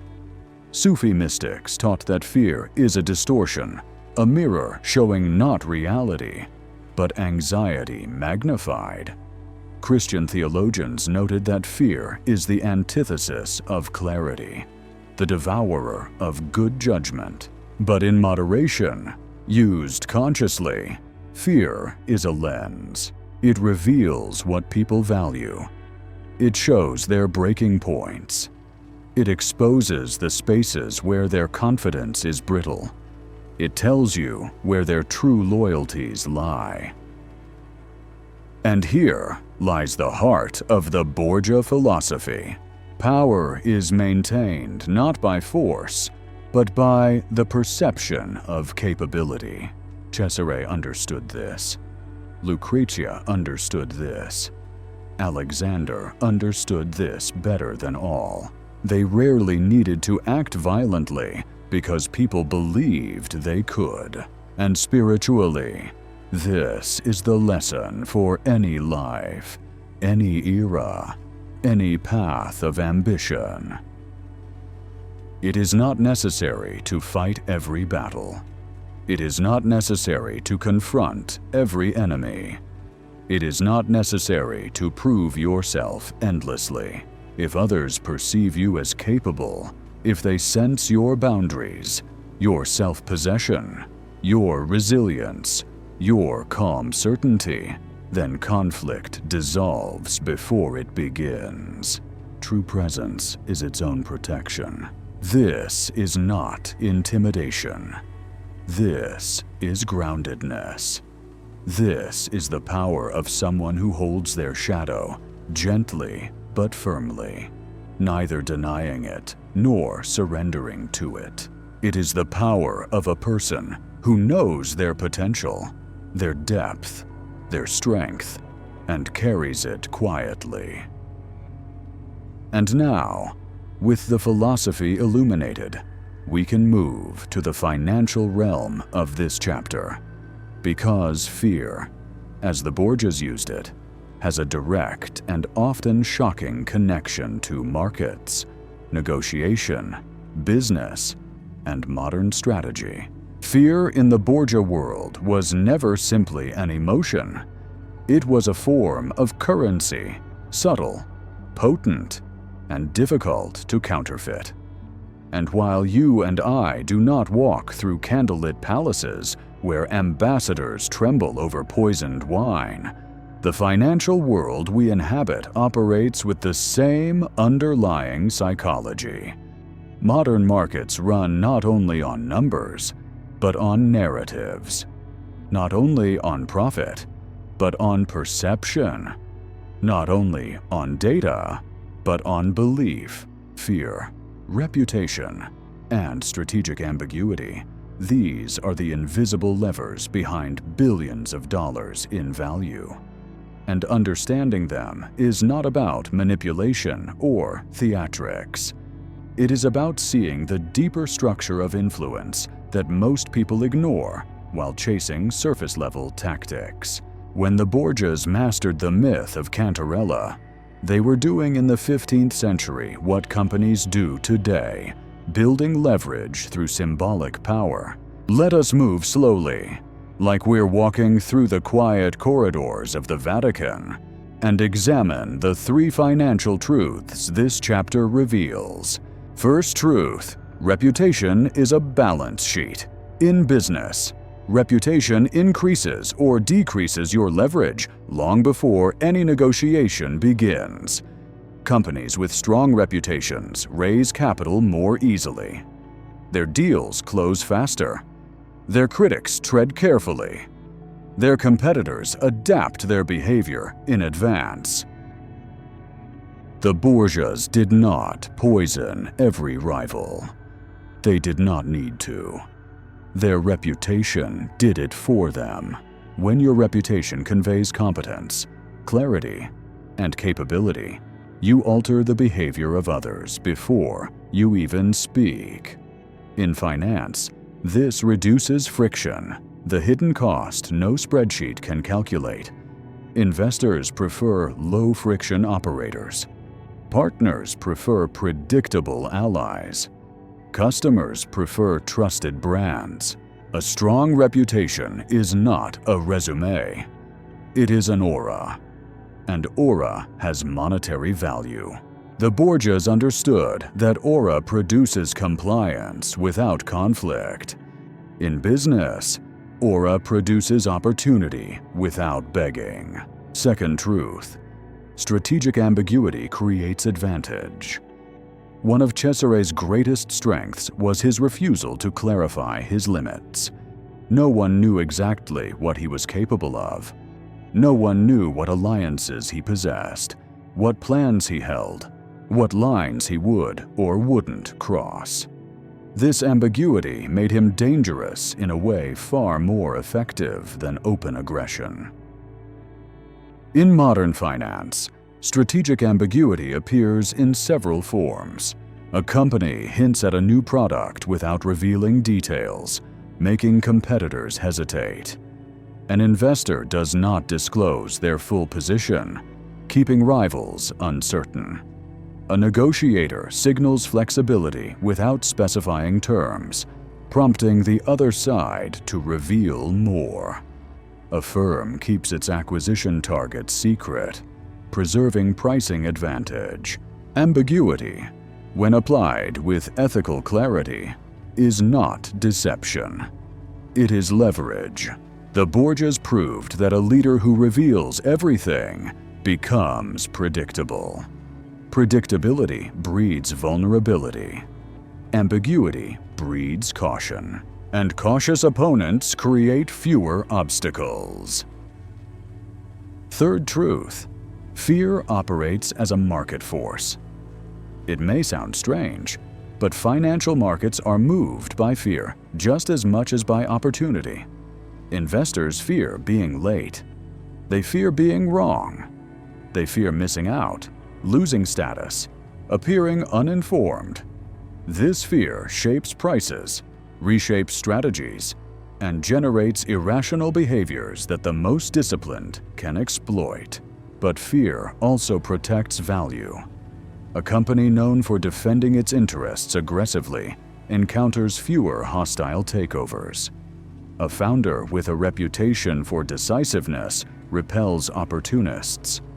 A negotiator who establishes firm boundaries early prevents scope creep. Fear, when grounded in respect rather than intimidation, signals this is not someone to exploit. This is not someone to deceive. This is someone who will respond. This psychological barrier saves millions in legal battles, renegotiations, and breaches of trust. Cesare did not need to act violently because his reputation made violence unnecessary. In business, clear boundaries create the same effect. Conflict evaporates because people understand it will not be worth the trouble. But now, let us go deeper, to the part almost no one teaches. The real financial lesson of Cantarella is this: invisible assets shape visible wealth. You cannot measure trust on a spreadsheet. You cannot quantify respect on a balance sheet. You cannot list fear, clarity, or authority under current assets. But they influence outcomes more than cash reserves. They accelerate deals. They protect opportunities. They change how people treat you. This is what the Borgias trusted, and what modern wealth builders overlook. The most valuable assets are intangible. They do not sit in vaults. They sit in minds. Fear, reputation, perceived capability, aura, clarity, composure, boundary, mystique. These are the modern equivalents of Cantarella, invisible forces that reshape behavior, alter negotiations, and determine who wins without ever striking a blow. As the fire burns beside us, remember this: he who controls perception controls outcomes. Not by deception, but by presence. Not by manipulation, but by awareness. Not by dominance, but by understanding human nature at its root. This is the financial mastery hidden inside the Poison Diaries, the unspoken truth that the Borgias whispered through centuries of silence. Invisible power is the strongest kind. There is a silence that descends over great men in the final chapter of their lives, a quietness heavy with the weight of things unsaid. For Cesare Borgia, the silence began long before the world realized it. It began the moment his father, Pope Alexander VI, fell ill on a humid August evening in 1503. Until that moment, Cesare had moved through Italy like a force of nature. Cities bowed. Mercenaries obeyed. Nobles whispered his name with equal parts awe and dread. He had taken Romagna, seized Urbino, subdued the Orsini, broken the Baglioni, and bent fortune to his will with the same ease that a smith bends iron over flame. His father's papacy was the sun under which he grew, bright, relentless, unchallenged. But no sun burns forever. The weeks leading up to Alexander's death were filled with omens. Rome's streets sweltered beneath a heat that felt almost unnatural. Reports of fever swept through the city, cutting down peasants and cardinals alike. And through the corridors of the Vatican marched a strange quietness, an unease that clung to the walls like damp mold.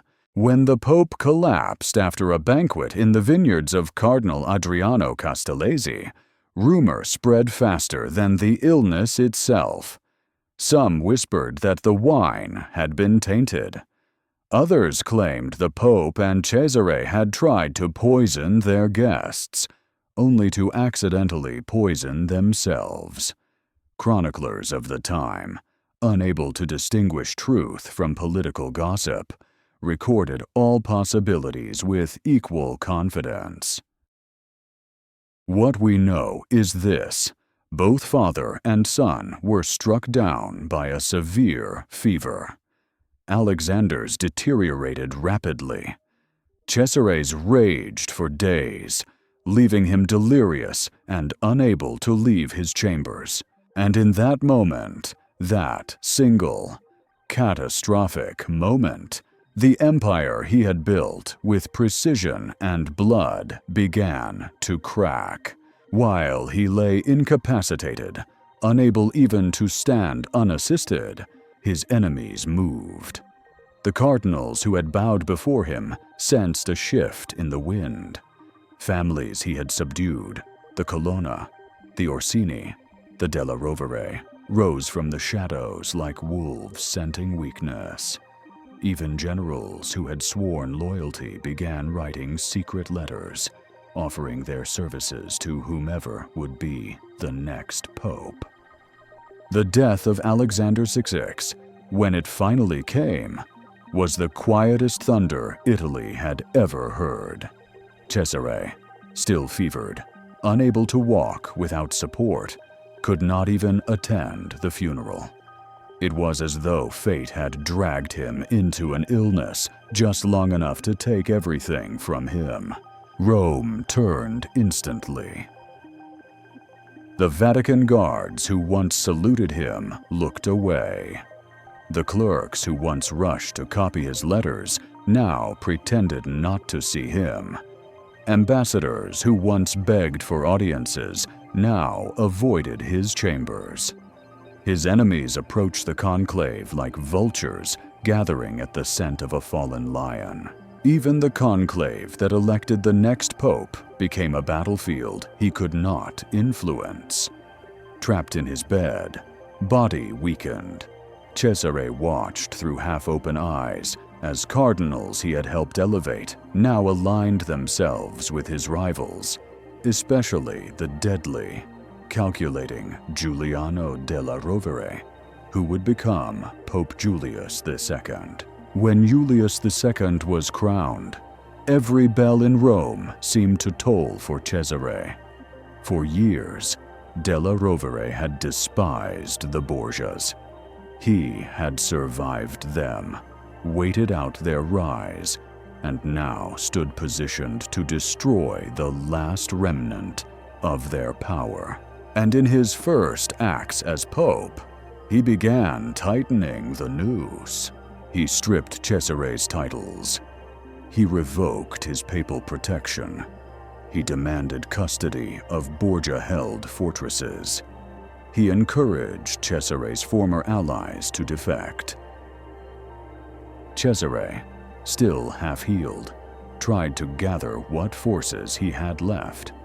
But without the Pope's treasury, without the Vatican's legitimacy, without the aura that once surrounded him, he stood alone.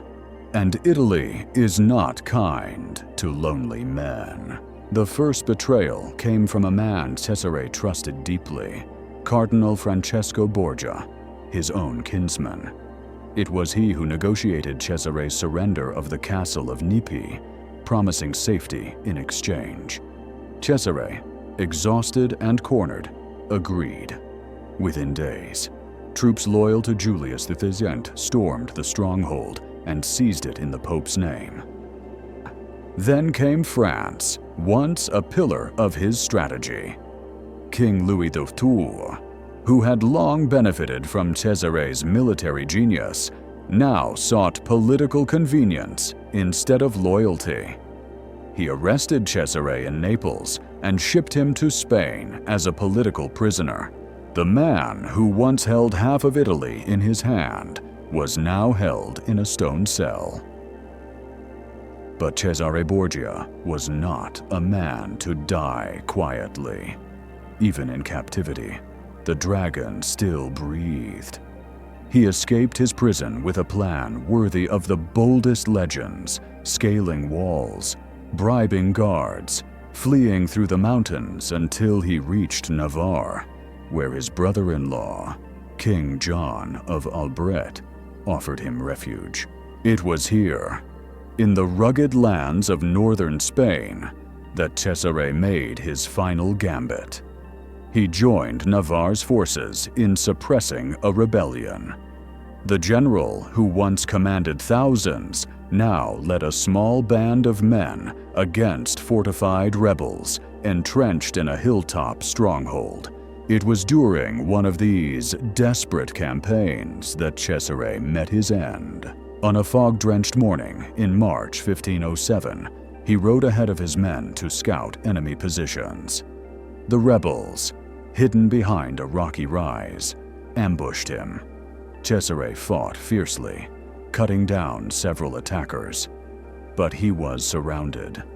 His armor, stripped of his crest so he would not be recognized, offered little protection on the loose terrain. He fell, pierced by multiple lances. When the dawn mist lifted, his men found him alone, naked. His attackers had stripped him of everything. Only his signet ring was missing. Only the sword he had carried through Rome was gone. His last recorded words, spoken to a local villager before he died, were simple: "I die as I lived, unafraid." And so the dragon fell. The man Machiavelli had called the perfect prince, the man who had reshaped Italy with the force of a vision, both brutal and brilliant, died on an obscure battlefield far from the marble palaces that once trembled at his footsteps. But his fall is not merely a tragedy. It is a warning, a revelation, a truth whispered through centuries. Never build your empire on one pillar. Never tie your fate to one protector. Never make your survival dependent on a single source of power. Cesare had conquered cities, armies, and alliances, but he could not survive the loss of the one structure his entire world depended on. And now, as we sit by this fire, the lesson becomes clear. When we speak of the great collapses in human history, we often imagine armies at the gate, treachery in the dark, an unexpected strike from an old enemy. But the truth, whispered through the centuries by sages, mystics, and philosophers, is far simpler and far more uncomfortable. Most empires do not fall because of their enemies. They fall because of their dependencies. Cesare Borgia's downfall is the purest example of this law. His empire was not destroyed by the Orsini, or by the French, or by the Della Rovere. Those were merely the hands that delivered the final blows. The real cause of his collapse was built years earlier, woven quietly into the foundation of his rise. His mistake was elegant, brilliant, and fatal. He built a mountain of power on a single root, his father. Rodrigo Borgia, Pope Alexander VI, was not merely a parent. He was the treasury, the symbol, the shield, the architect, the guarantor. He was every structure Cesare relied upon: political legitimacy, financial supply, papal authority, spiritual immunity, and the psychological terror that emanated from the Borgia name. The moment Alexander's heart stopped, Cesare's empire lost all its oxygen. His enemies did not need to strike immediately. They just needed to breathe.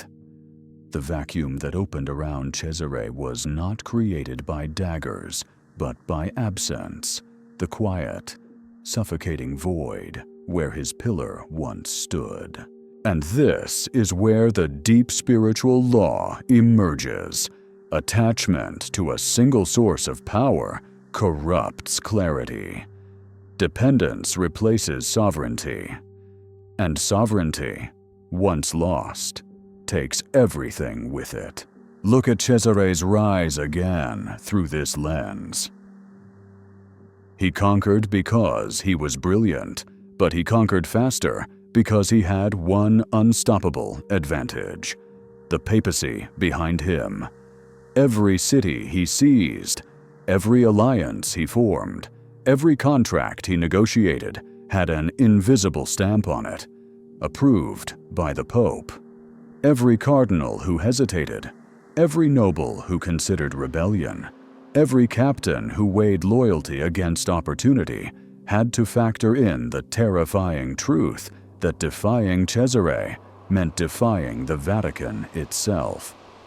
This was his lightning. This was his engine. This was the wind beneath his ascent. And lightning is magnificent, but it burns out quickly. Spiritual traditions across civilizations warn against this very pattern. The Taoists call it leaning on the unstable.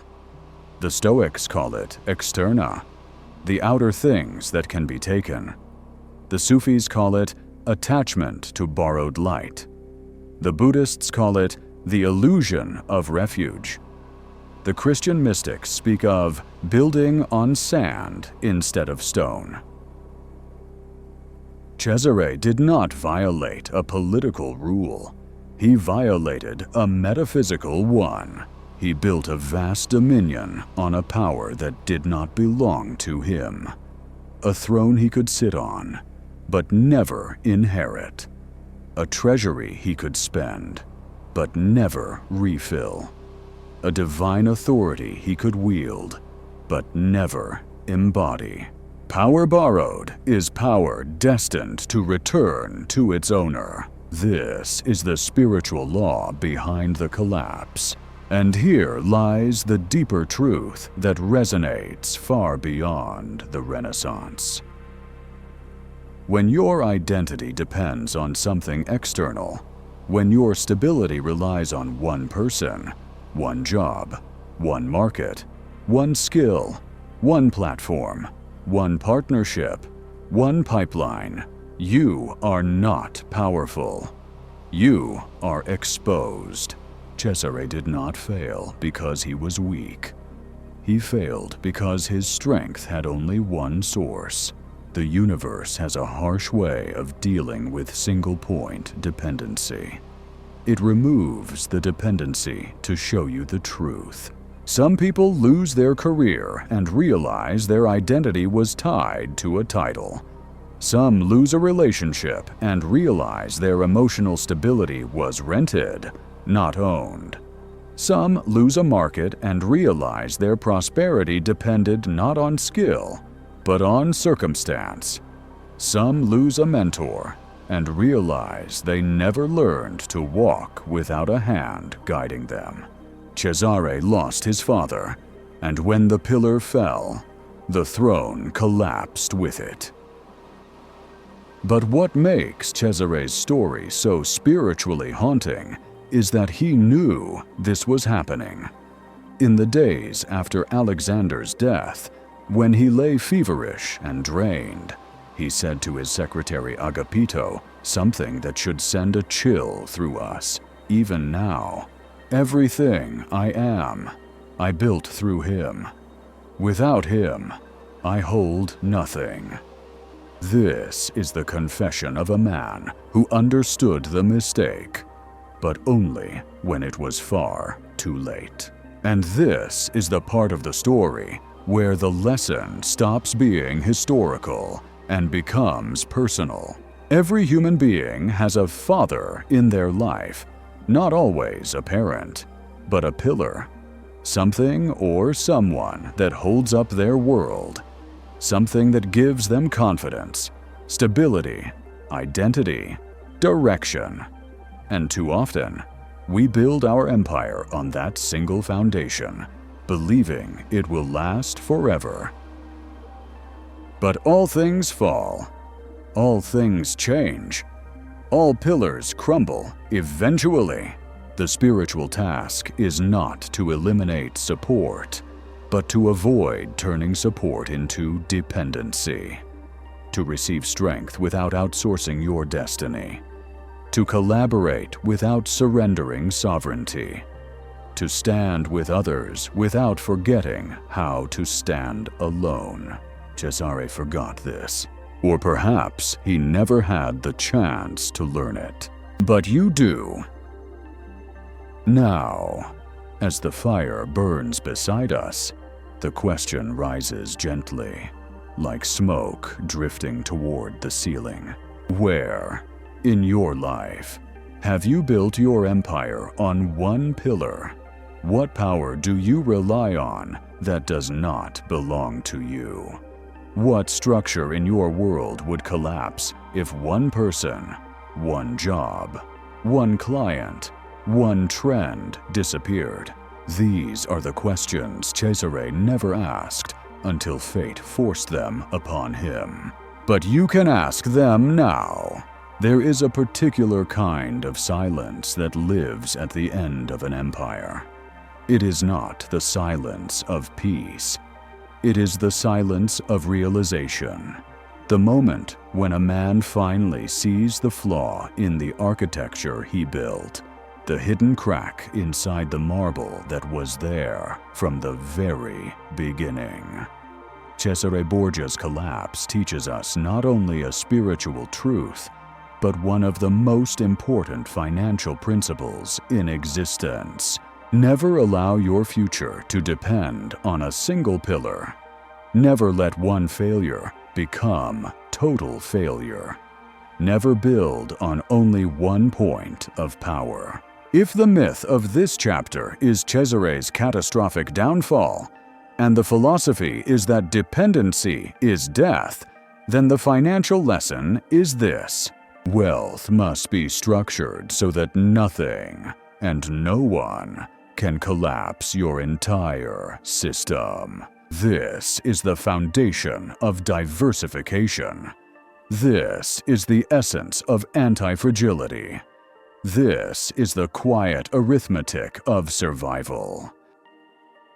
Let us walk through the principles gently, by the fire, as if we are examining the ruins of Cesare's empire with calm, deliberate eyes.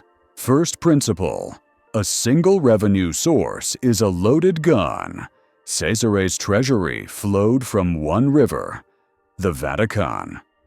The moment that river dried, his armies could not be paid, his mercenaries defected, his territories rebelled, and his alliances dissolved. Modern people repeat the same mistake with heartbreaking consistency. One job, one client, one product, one platform, one employer, one skill set, one market cycle, one industry. When that single stream falters, everything collapses. Income stops. Confidence breaks. Negotiating power shrinks. Panic begins. Diversification is not a luxury. It is a shield. Multiple streams of income create weather resistance. They create autonomy. They create posture, the ability to negotiate from strength, not fear. The financially unbreakable are not the ones who earn the most. They are the ones who cannot be cornered. Second principle: never allow one relationship to control your empire. Cesare relied solely on the papal throne. When that throne changed hands, the ground disappeared beneath him. Today, people collapse for the same reason. One major client leaves. One investor withdraws. One partner changes direction. One person holds all the institutional memory. One gatekeeper decides your fate. This is how businesses die overnight. This is how careers vanish after a restructuring. This is how creators lose everything when a single platform bans them. Redundancy is not inefficiency. It is insurance. Multiple relationships mean multiple escape routes. Multiple alliances mean multiple lifelines. Multiple supports mean no one controls your oxygen. Third principle, build systems, not dependencies. Cesare built an empire, but not a system. He had territories, but not autonomous administrators. Soldiers, but not loyal institutions. Allies, but not self-sustaining networks. Power, but not structure. Which meant that the moment he weakened, everything weakened with him. This mistake still ruins fortunes today. People build success around personal effort, not systems. They rely on their own constant presence to keep their world functioning. They become a bottleneck in their own empire. But real wealth is built when you begin replacing your effort with structure. Automated processes, documented workflows, teams that function without your constant intervention, investments that grow without your labor, businesses that run without your daily involvement. This is the difference between a strong man and a strong system. The strong man falls. The strong system endures. Fourth principle, never borrow power. Created Cesare's authority came from his father. His legitimacy came from papal decrees. His influence came from borrowed prestige. The moment the lender died, the loan was called in. In modern terms, this is like relying on the status of your employer instead of your own skill, the power of an institution instead of your own brand, the wealth of a partner instead of your own competence, the platform of a company instead of your own audience, the reputation of someone else instead of your own track record. Borrowed power always has an expiration date. Real power, the kind that lasts, is built from skill knowledge, reputation, network, character systems, compounding. These assets cannot be taken from you. They cannot be fired. They cannot be revoked. They cannot be stripped by rivals. Cesare was powerful, but his power did not belong to him. Yours must. Fifth principle, reduce fragility. Increase optionality. Fragility is when one event destroys you. Anti-fragility is when events create new paths. Cesare had no optionality. He had one route to survival, the Vatican. When that route closed, all others evaporated. Modern optionality is created through diversity of skills, geographies, business models, financial assets, partnerships, platforms, opportunities, social circles. Think of it this way. A tree with one deep root is mighty but vulnerable.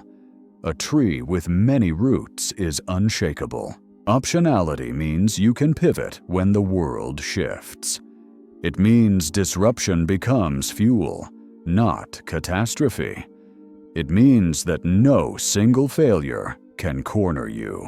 Sixth principle, build an empire that outlives its founder. The final, and perhaps most important financial truth hidden in Cesare's fall is this. If your empire cannot survive without you, it is not an empire. It is an illusion. Dynasties endure because they build structure, not personality. Corporations survive because they build infrastructure, not charisma. Legacies last because they focus on transferability, not intensity. Cesare never built an empire. He built a performance. And when the performer fell, so did the show. But you can do differently. You can build something that endures because it is not attached to one protector, one identity, one presence. You can build a structure that breathes on its own, a system that would survive even if you disappeared for 3 months. An income stream that continues even if one client leaves. A business that adapts even if the market shifts. A life that stands even when a pillar falls. This is the finance behind the myth. This is the architecture of resilience. This is the antidote to the dragon's fall. And now that the lesson is clear, we continue into another domain, one not ruled by collapse, but by design. The Vatican Bank blueprint. There is a popular illusion about the Renaissance church, a soft-painted image of incense drifting through candlelit chapels, monks copying manuscripts, and cardinals chanting solemn prayers in echoing cathedrals. But beneath that spiritual surface lay something far more powerful, far more worldly, and far more influential than most people realize. The Vatican was not merely a religious institution. It was the wealthiest, most sophisticated financial engine in Europe. A multinational corporation before multinational corporations existed. And during the rule of Alexander VI, father of Cesare and Lucrezia, this engine expanded into something extraordinary, a proto-bank so advanced for its time that merchants, kings, and nobles relied on it more than on any secular treasury. To understand the Borgia era fully, you must step into the heart of this machine, the apostolic camera, the papal treasury. Most histories avoid describing it in detail. It is easier to speak of scandals, banquets, and poisons than to explain the meticulous machinery of revenue, taxation, and financial centralization the Borgias used to fuel their political ascent. But if you listen closely, if you walk with me through these quiet rooms lined with iron-bound chests and parchment scrolls smelling of ink and tallow, you will begin to see something extraordinary. You will see the blueprint of modern finance. Inside the apostolic camera, scribes worked day and night.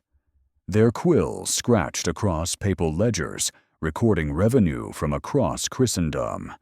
Each transaction was noted with meticulous precision, not because the Church valued accuracy for its own sake, but because the treasury was the lifeblood of authority. To control money was to control the world. Let us step through its structure, as if we were walking beside Cesare and Alexander themselves. The first vault, indulgences, the Church's recurring revenue model. Contrary to popular simplifications, indulgences were not just a corrupt ticket to salvation. They were a structured, predictable, high-volume revenue stream. Towns across Europe paid enormous sums to reduce penalties for sins. And during Alexander VI's papacy, indulgences were systematized so efficiently that the Church transformed forgiveness into a scalable business model. Some chroniclers claim the Borgias refined indulgence pricing so carefully that they created early versions of tiered products, differing fees depending on sin severity and social class. Whether exaggerated or not, the effect was clear. Indulgences became the church's first subscription service. Money arrived steadily, predictably, without need for armies or taxation. The second vault, land transfers, the real estate empire of God. The church owned land the way oceans own water. Vast swaths of Europe belonged to abbeys, monasteries, bishoprics, and papal estates. But under Alexander VI, the management of these lands grew more centralized. Local lords owed taxes. Peasants owed rents. Cities owed dues for privileges and exemptions. These payments flowed directly to Rome, enriching the papal coffers and giving Cesare the funding he needed to conquer Romagna. One Venetian diplomat wrote that, "No man in Italy has more roads leading to his purse than the Pope." The third vault, benefices, selling promises, selling power. A benefice was a church office with income attached. A bishopric, an abbacy, a clerical title, all of these came with land, revenue, and privileges.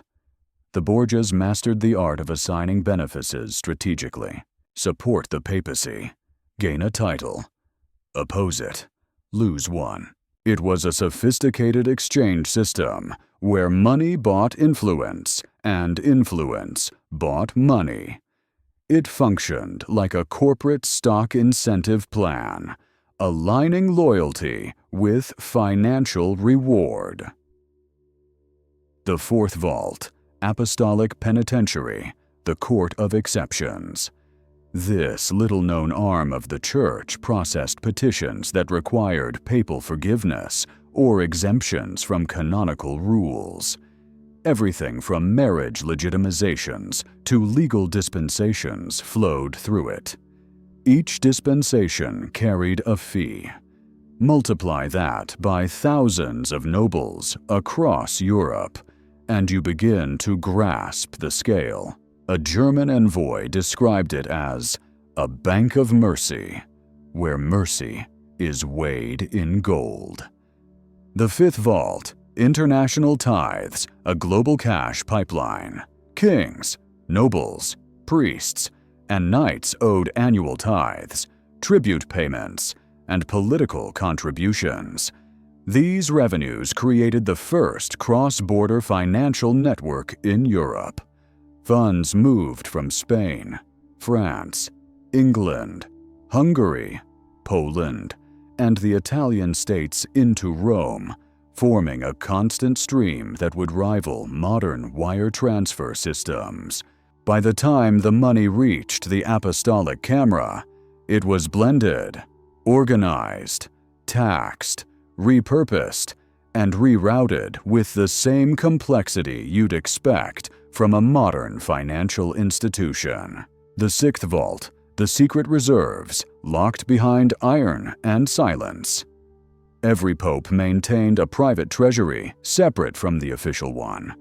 Alexander VI's private vault was rumored to be immense: gold coins, jewels, bonds, and even debts owed to him personally. Cesare's campaigns were funded largely through these reserves. A Spanish soldier wrote, "The Pope has gold stored like grain." The seventh vault, the Borgia method, centralization over chaos. Before the Borgias, papal revenue was scattered, inconsistent, and decentralized. Alexander consolidated everything. He reorganized the treasury, installed loyal administrators, and created systems that allowed wealth to flow upward with minimal leakage. This centralization gave Cesare a reliable war chest and transformed the papal court from a spiritual institution into a financial empire. This is the hidden truth most historians avoid. The Borgias did not rise because of poison or intimidation. They rose because they controlled the flow of money. They rose because they built a system. They rose because they understood centralization decades before their rivals. In the echoing halls of the apostolic camera, surrounded by candles flickering against ledgers, the seeds of modern banking were being planted. This was the Vatican not as a holy institution, but as a financial machine, a prototype of the corporate treasury, the investment bank, the multinational boardroom.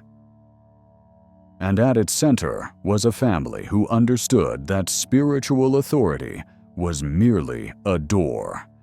The treasure behind the door was administrative power, and administrative power was the engine of empires. Now that we have entered the treasury and seen its architecture, we can explore the philosophy behind it, the law of centralization, and the metaphysics of order.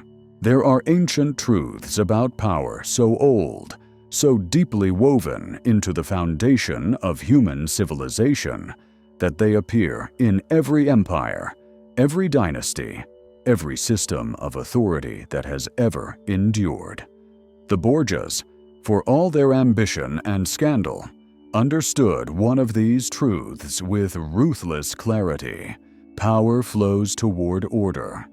Wealth flows toward structure. Influence flows toward the center. Centralization is not a political preference. It is a metaphysical law. The universe itself, at every scale, organizes around centers. Stars hold planets. Galaxies hold stars. Nuclei hold atoms. Collapse comes when the center weakens. Creation begins when the center strengthens. Even in the human mind, the psyche organizes around a central self. When that center fractures, confusion spreads. The Vatican under the Borgias was not chaotic. It was a star, a gravitational force, and Rome orbited around it. But let us understand the philosophy beneath this with precision. Because the Borgia's centralization of wealth was not merely administrative brilliance, it reflected something far deeper, an understanding of how human beings respond to structure. Most people imagine power as force, charisma, hierarchy, or violence. But true power is neither loud nor chaotic. It is organized, coherent, predictable. When people encounter something organized, they instinctively trust it. When they encounter chaos, they retreat, resist, or collapse. Alexander Sikic's greatest talent was not bribery or seduction. It was imposing order on the Vatican's sprawling, inefficient machinery. He took a fragmented system and gave it a spine, a rhythm, a center. And in doing so, he activated the invisible spiritual force that makes institutions wealthy, the magnetism of organization. Look at the structures he built. Indulgences were cataloged and priced. Land revenues were standardized. Benefitas were tracked and strategically assigned. Tithes were systematized. Disputes were processed through centralized courts. Funds from across Italy and Europe flowed into unified ledgers. This was not corruption. This was administration. This was the transformation of spiritual authority into infrastructural power. In spiritual terms, centralization is the act of aligning chaos into a single, coherent direction. It is the act of reducing noise so signal can emerge. It is the process by which scattered energies focus into a beam. This is why centralization creates wealth. Energy scattered is lost. Energy organized becomes strength. Every spiritual tradition teaches a version of this. The Tao speaks of the uncarved block that becomes purposeful only when shaped into unity. The Kabbalists speak of Sephirot aligning into a central pillar. Buddhist monks meditate to gather the mind's dispersed threads into one pointed focus. Sufi mystics whirl to align the self around a still point in the soul. Christian contemplatives speak of the inner room, the centered heart where clarity flows. Centralization is not tyranny. It is clarity. The Borgia's genius was not to invent this truth, but to embody it, to use it not only spiritually, but financially. This principle explains why their power expanded so quickly. While other families relied on a patchwork of feudal agreements, scattered tax collectors, and loosely aligned mercenaries, the Borgias built pipelines, direct lines of authority, revenue, and accountability flowing straight to Rome. The effect was profound. Wherever there was centralization, money flowed easily. Wherever there was decentralization, money bled out. This is the metaphysics of order. The more organized a system becomes, the more energy it can carry without breaking. A decentralized fortune is fragile. A centralized fortune becomes a fortress. But now, let us turn inward for a moment, because the law of centralization does not apply only to empires. It applies to every human life. Your time flows toward what is organized. Your strength flows toward what is structured. Your money flows toward what is systematized. Your opportunities flow toward what is coherent. This is why people who seem less talented often succeed more than those gifted with chaos. It is not a matter of intelligence. It is a matter of structure. A scattered mind cannot hold wealth. A scattered schedule cannot produce mastery. A scattered network cannot create opportunity. A scattered identity cannot build legacy. This is why monks, generals, CEOs, and mystics all share one trait. They center themselves before they act. Because when you build a center in your habits, in your finances, in your relationships, in your vision, everything else aligns around it. The Borgias built their center in the apostolic camera. Your center might be a calendar, a business model, a portfolio structure, a morning routine, a strategic team, or a personal mission that guides your choices. But one thing is certain, without a center, there can be no empire, external or internal.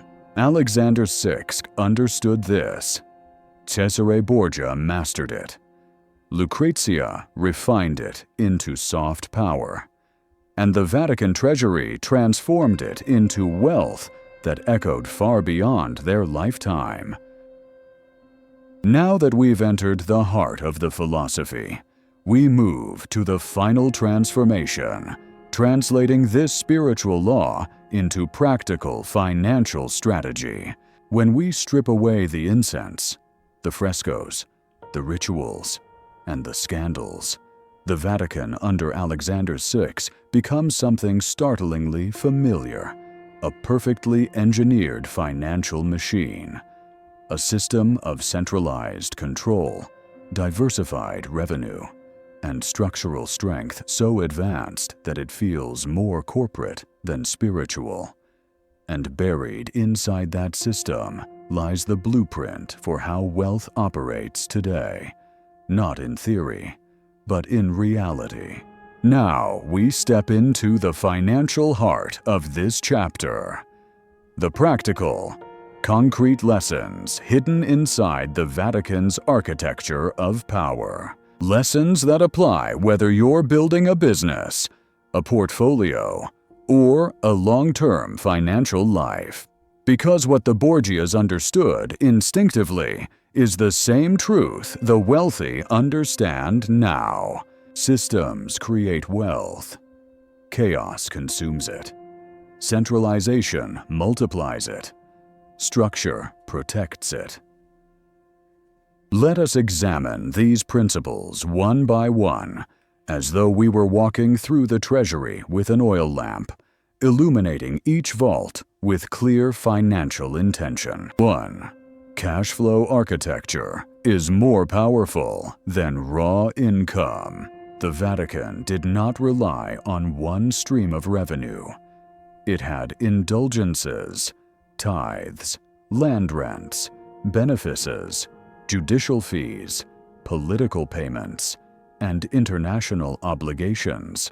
In modern terms, the Vatican practiced what we now call recurring revenue, passive income, asset-backed cash flow service fees, licensing income, international diversification. A modern financially resilient person mirrors this structure. A primary income, employment or business. A secondary automated income, dividends, ETFs, interest. A tertiary income, real estate, royalties, digital assets. Additional streams, consulting, partnerships, side ventures. Each stream is small on its own. Together, they create stability so powerful that no single shock can collapse the system. The Vatican never had a bad month because dozens of pipelines fed the same treasury. This is wealth by architecture, not effort. 2. Control the middle, not the edge. The power of choke points. The Borgias were not interested in owning every piece of land or every church office. They were interested in controlling the pathways through which power flowed. When a bishopric changed hands, Rome approved it. When a foreign king needed support, Rome negotiated it. When a noble sought absolution, Rome priced it. When a town sought privileges, Rome authorized them. When territories collected taxes, Rome received the share. The Vatican controlled the choke points. In business today, choke point control means owning.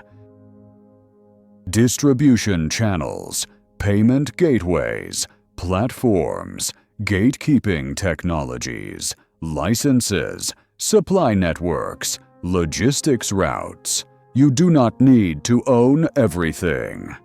You need only control what everything flows through. Amazon controls distribution. Apple controls the ecosystem. Visa controls transaction highways. YouTube controls the attention pipeline. Real estate developers control land zoning choke points. Consultants control specialized knowledge bottlenecks. In personal finance, this means building systems where opportunities flow to you, not away from you. The Borgias knew this intuitively. Control the choke point, and you control the world. 3. Centralization reduces leakage and multiplies output. Before the Borgias, papal revenue was scattered. Petty officials skimmed money. Local dioceses hid funds. Foreign bishops delayed payments. Documents vanished into the chaos of decentralized administration. Alexander VI solved this by centralizing everything. Centralization is not authoritarian. It is efficient. And in finance, efficiency is freedom.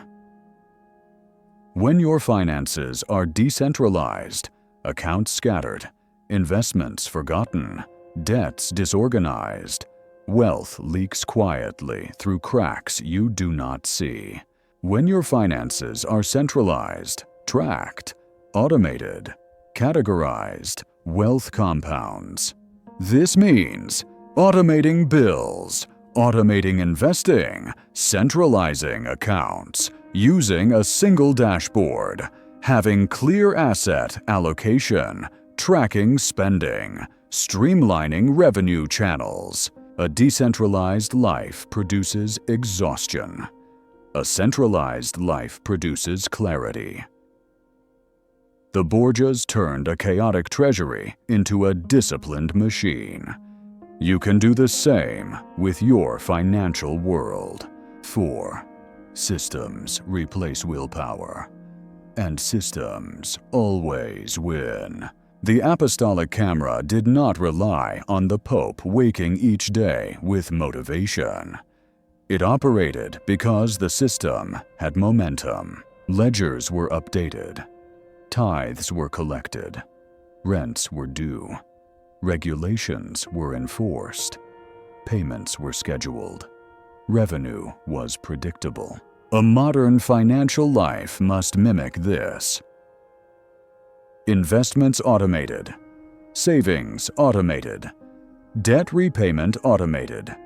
Business workflows automated. Outreach automated. Marketing automated. Client onboarding automated. Willpower is fragile. Systems are immortal. The Borgias built systems so resilient that the church continued profiting even after their dynasty collapsed.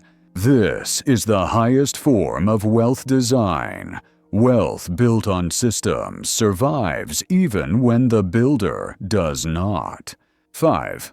A strong center creates a wide empire. The Vatican's central treasury allowed Cesare to expand rapidly. Not because he was extraordinary, though he was, but because the center could support wide-reaching influence. This is the same principle behind scaling. You can only expand as far as your core infrastructure can support. A business cannot scale beyond its systems. An investor cannot manage beyond their knowledge. A portfolio cannot grow beyond its structure. A career cannot flourish beyond its competencies. Strengthen the center, and expansion becomes effortless. Neglect the center, and expansion collapses under its own weight. The Borgias built a center so strong that even their downfall could not destroy the structure. The Vatican Bank outlived them by centuries. 6. Wealth is not money. Wealth is control over flow. The Borgias taught a lesson most modern people never learn. Wealth is not what you accumulate. Wealth is what you control. Money in a vault is static. Money in a system is sovereign. A fortune scattered across accounts is fragile. A fortune moving through pipelines is powerful. Centralized flow is the key to influence in any age. Control flow of money. Control markets. Control flow of information. Control decisions. Control flow of attention. Control culture. Control flow of opportunity. Control destiny. This is the financial legacy of the Vatican Bank blueprint, the revelation that wealth, in its highest form, is structure, not hard work, not chaos, not luck, not even intelligence. But structure. The Borgias understood this. You can too. Now that the machinery of order has been illuminated, our path moves into an even darker and more intricate domain. The art of hidden hands, the Borgia Intelligence Network. If the Vatican treasury was the heart of Borgia power, then the spy network was its nervous system, invisible, sensitive, and terrifyingly fast. It connected the streets of Rome to the courts of Europe, the whispers of peasants to the secrets of cardinals, the prayers of monks to the confessions of kings. And unlike armies or fortresses, it could not be seen, measured, or easily destroyed. To understand the Borgias, you must understand this. They ruled not through brute force, but through information. And information, reliable, immediate, intimate, is the most lethal weapon in history. Let us step into the shadows. There is a story, rarely mentioned even in specialized histories, that captures the essence of the Borgia intelligence machine. It takes place in 1502 inside a small tavern near the Campo dei Fiori. A group of merchants from Florence were drinking wine and complaining loudly about a new papal tax. They spoke carelessly, unaware they were being overheard by a man who seemed harmless, a cobbler, seated alone, mending a torn boot. The next morning, Cesare Borgia summoned one of the merchants, not because of tax evasion, not because of political threat, but because of a single sentence spoken in frustration, a sentence Cesare repeated back to him nearly word for word. The merchant returned home pale and shaken. Word spread. Paranoia followed, and Cesare did nothing. He didn't need to. The message had already been delivered. There are no private conversations in Rome. This was not paranoia. It was infrastructure. The Borgias built an intelligence network so intricate that it rivaled the web of any Renaissance state. They had spies in taverns, yes, but also in palaces, stables, brothels, monasteries, tailor shops, military camps, and even traveling theater troupes. Their eyes were everywhere curiosity gathered, everywhere gossip flowed, everywhere confessions slipped. Let us walk through the layers of this system, one candlelit room at a time. The first layer, tavern whisperers, the pulse of the streets. Taverns were the social networks of the Renaissance. Every soldier, merchant, apprentice, courier, and foreign traveler passed through them. News arrived here first. Rumors mutated here fastest. Threats emerged here long before they reached noble ears. The Borgias paid informants, often ordinary men and women, to sit quietly, drink slowly, and listen. These were not hardened spies. They were innkeepers, barmaids, stable hands, menders, street vendors, traveling musicians, servants carrying trays, people invisible to the elite, and therefore perfectly positioned to overhear them. These informants brought Cesare everything. Who was angry? Who was plotting? Who was afraid? Who was corruptible? Who was lying? Who was weak? And weakness, to Cesare, was a currency. The second layer, monastic scribes, the listeners in the dark. Most people forget this, but Renaissance Italy had a deeply confessional culture. Nobles confessed to priests. Priests confided in monks. Monks copied letters, negotiated disputes, mediated arguments, and handled sensitive documents. Some monasteries, especially those under Borgia protection, functioned as information hubs. not because monks betrayed confessional secrets, but because people talked near them. They talked in cloisters, in courtyards, in corridors. They spoke too freely, assuming the holy ears around them belonged to neutral minds. But the Borgias had brothers in many orders, not spies, sympathizers, loyalists, eyes that saw but did not judge. A Benedictine monk in Perugia once reported that nobles from 3 rival families all confessed fears to him within the same week. He did not betray sacramental words. He simply wrote, "There is tension rising. Something will break." That message reached Rome within days. The third layer, coded letters, the private language of power. The Borgias used ciphers, real ones, sophisticated ones. Their letters were not simple substitutions, but layered encryptions using numerical keys, Greek letters, reversed Latin, and symbolic shorthand.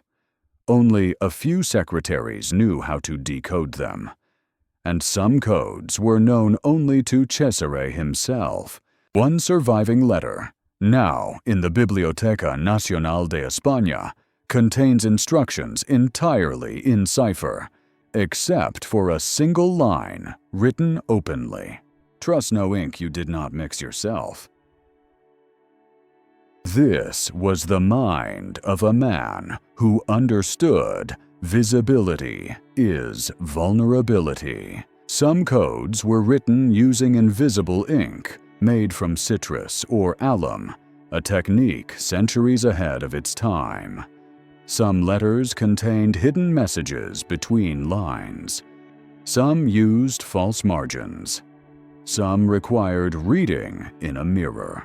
The result: not even spies who intercepted the letters knew what they held. The fourth layer, courtesan informants, the silk network. Courtesans in Renaissance Rome were not ornamental beings. They were educated, literate, multilingual, and deeply connected. Senators confided in them. Ambassadors flirted with them. Generals relaxed in their presence and let their guard down.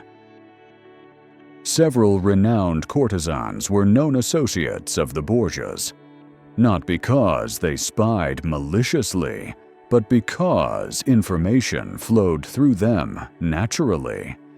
They simply reported what they noticed, who visited them, what anxieties men revealed in moments of vulnerability, which alliances were shifting. Cesare trusted their insight more than the words of noblemen. Because courtesans saw what men hid. They saw the shadow beneath the mask. The fifth layer, agents in the courts of Europe, long-distance eyes. The Borgias were not confined to Italy. They had informants in France, Spain, Naples, Florence, Ferrara, Venice, the Holy Roman Empire. Some were diplomats, some were merchants, some were clerics, some were soldiers, some were family allies serving foreign rulers. These agents monitored troop movements, political marriages, rumors of alliances, shifts in trade, letters between monarchs, positions of armies, attitudes toward the papacy. And all this information flowed back to Rome, faster, more reliably, and more accurately than anyone else could gather. The sixth layer, the quietest layer, shadow correspondence.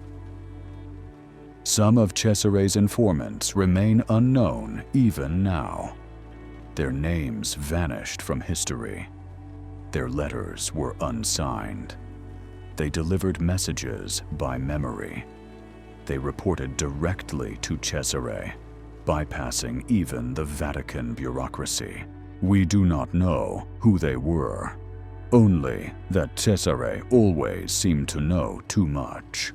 Machiavelli, who observed Cesare closely, wrote, "He sees with many eyes, and none of them are his own." The seventh layer, Cesare's own instinct, the internal spy. Perhaps the most dangerous component of the Borgia intelligence machine was not the network, but Cesare himself. He possessed a rare intuition, the ability to read micro-expressions, emotional undercurrents, and strategic intent with uncanny precision. Machiavelli, who both feared and admired him, said, "His gaze pierced men more deeply than their swords pierced each other." This was his true gift. Information gathered externally was powerful. Information interpreted internally was lethal. Cesare combined observation, intuition, memory analysis, pattern recognition, and from these elements, he built a predictive engine more advanced than any formal intelligence network of his age. This was the myth of the hidden hands, an invisible empire that shaped a visible world. Now, the next part of the chapter reveals the spiritual truth behind this, how awareness, perception, and quiet observation become tools of extraordinary strength. There is a kind of power that leaves no footprint, no signature, no moment of visible triumph. It does not stride through the world, it listens. It does not threaten, it observes. It does not dominate, it anticipates. This is the quiet, patient power that moves the deepest currents of history, and the Borgias understood it with a fluency that borders on the mystical.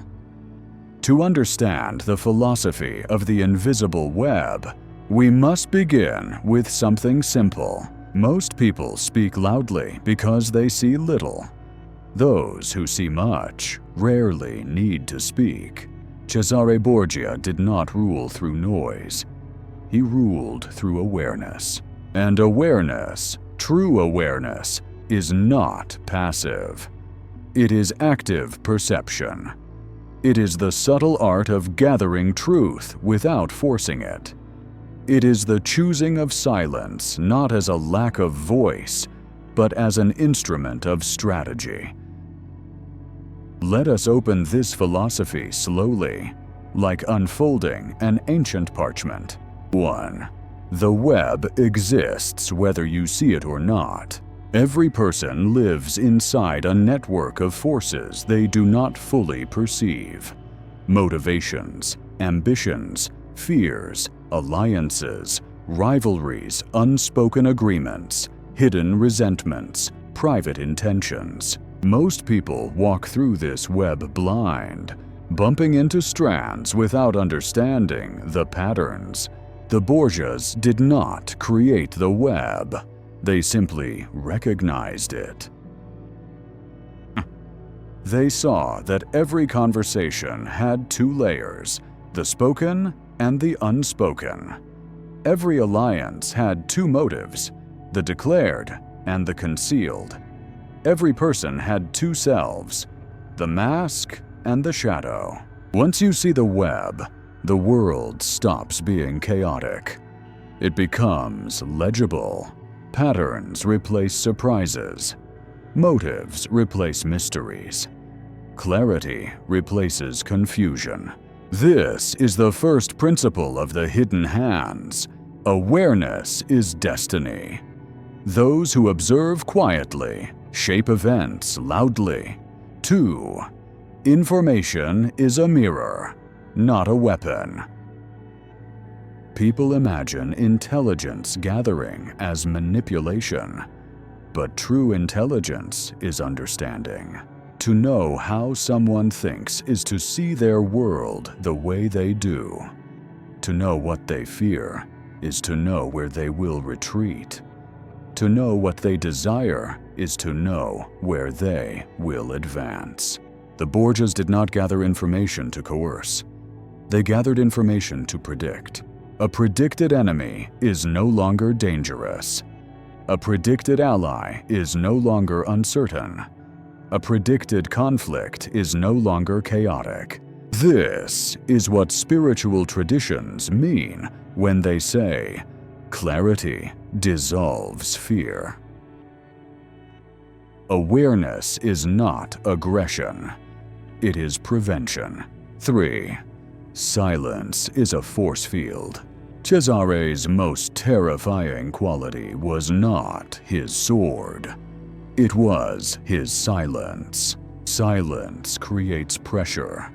Silence creates discomfort. Silence compels others to reveal more than they intend.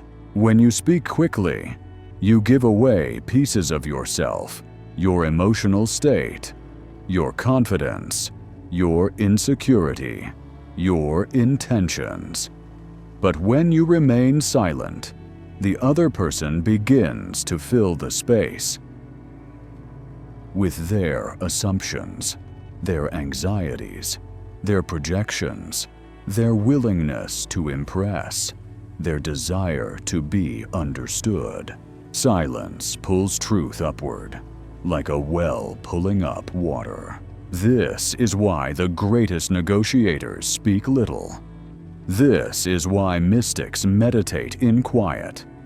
This is why interrogators pause for long stretches.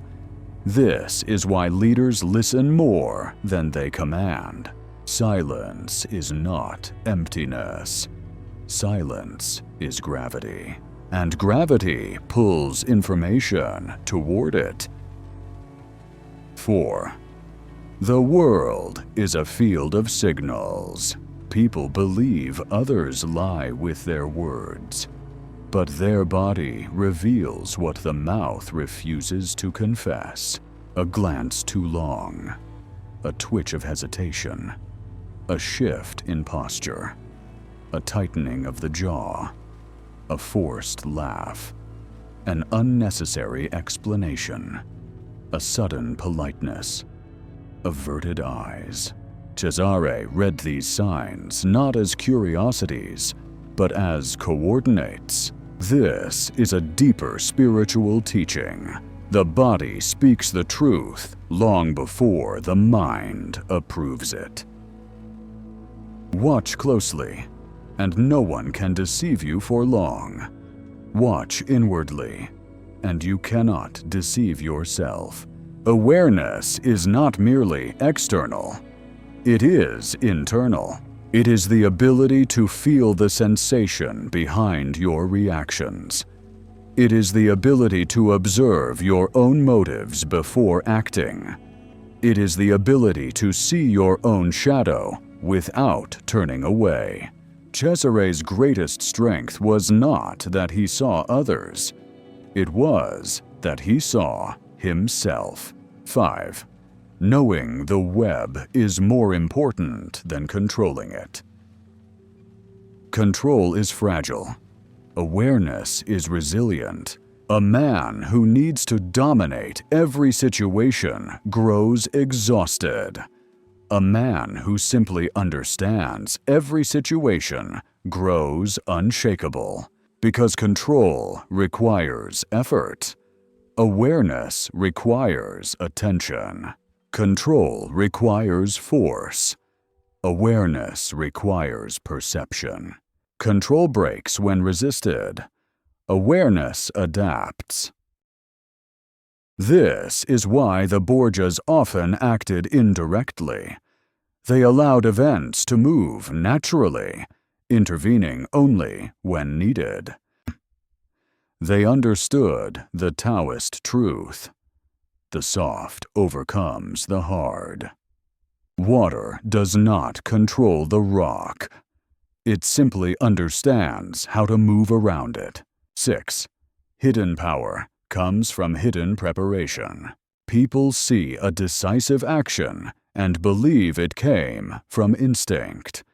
They do not see the hours spent observing, reading, listening, waiting. Cesare's legendary decisions were not impulsive. They were the product of constant awareness. This is the same force behind the most effortless successes in the modern world. The investor who senses a downturn before others, the CEO who sees a competitor weakening the founder who catches a market shift early, the negotiator who anticipates objections, the creator who reads audience sentiment intuitively. They are not lucky. They are observant. This is the essence of hidden hands. Small pieces of information become seismic advantage when combined with quiet perception. 7. Awareness is the highest form of power. There are 3 kinds of power in the world: power of force, armies, threats, battles; power of wealth, money, assets, resources; power of awareness, perception, insight, clarity. The first can be taken. The second can be stolen. The third cannot be touched. A man who sees clearly becomes immune to manipulation. A man who interprets life accurately becomes immune to chaos. A man who listens deeply becomes immune to deceit. This is the spiritual core of the Borgia intelligence machine. Awareness is the only power no enemy can break. And the moment you cultivate awareness, silent, steady, patient, you become a hidden hand in your own life. A person who sees before others, understands before others, acts before others.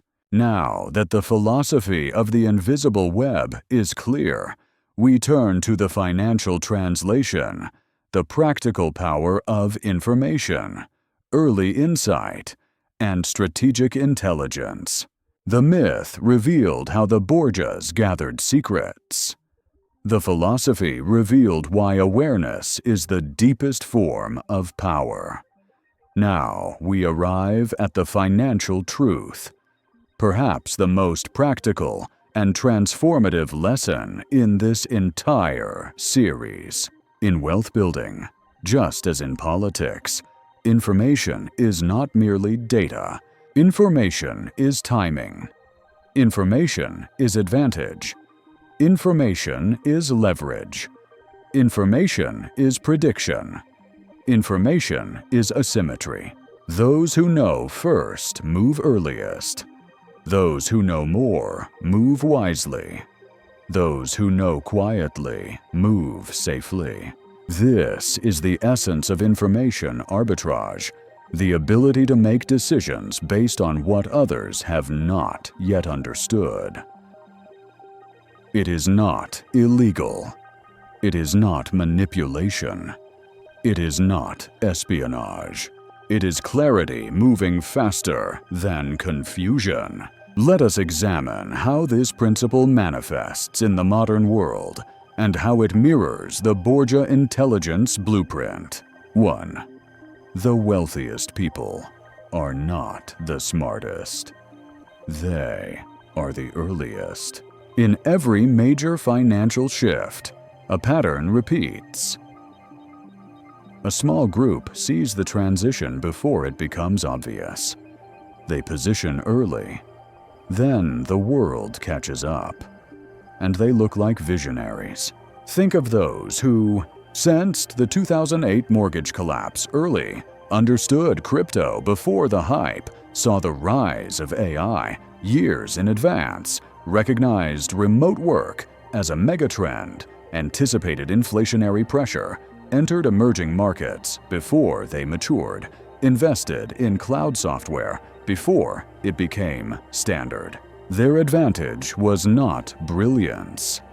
It was early insight. Cesare Borgia operated the same way. His spies didn't make him smarter, they made him earlier. He acted before rivals even realized the ground was shifting. Financially, this is how fortunes are built. Not by reacting, but by anticipating. 2. Asymmetric information creates asymmetric wealth. When you know what others do not, opportunities multiply. Imagine two investors. One reads news headlines. The other reads data, trends, reports, footnotes, and early signals. Guess which one wins? Consistently, quietly, compounding year after year.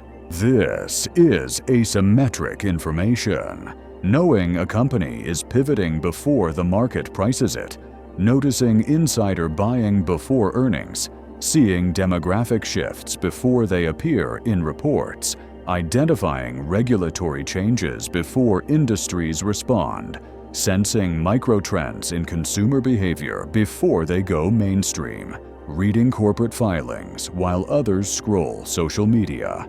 Asymmetric information creates asymmetric returns.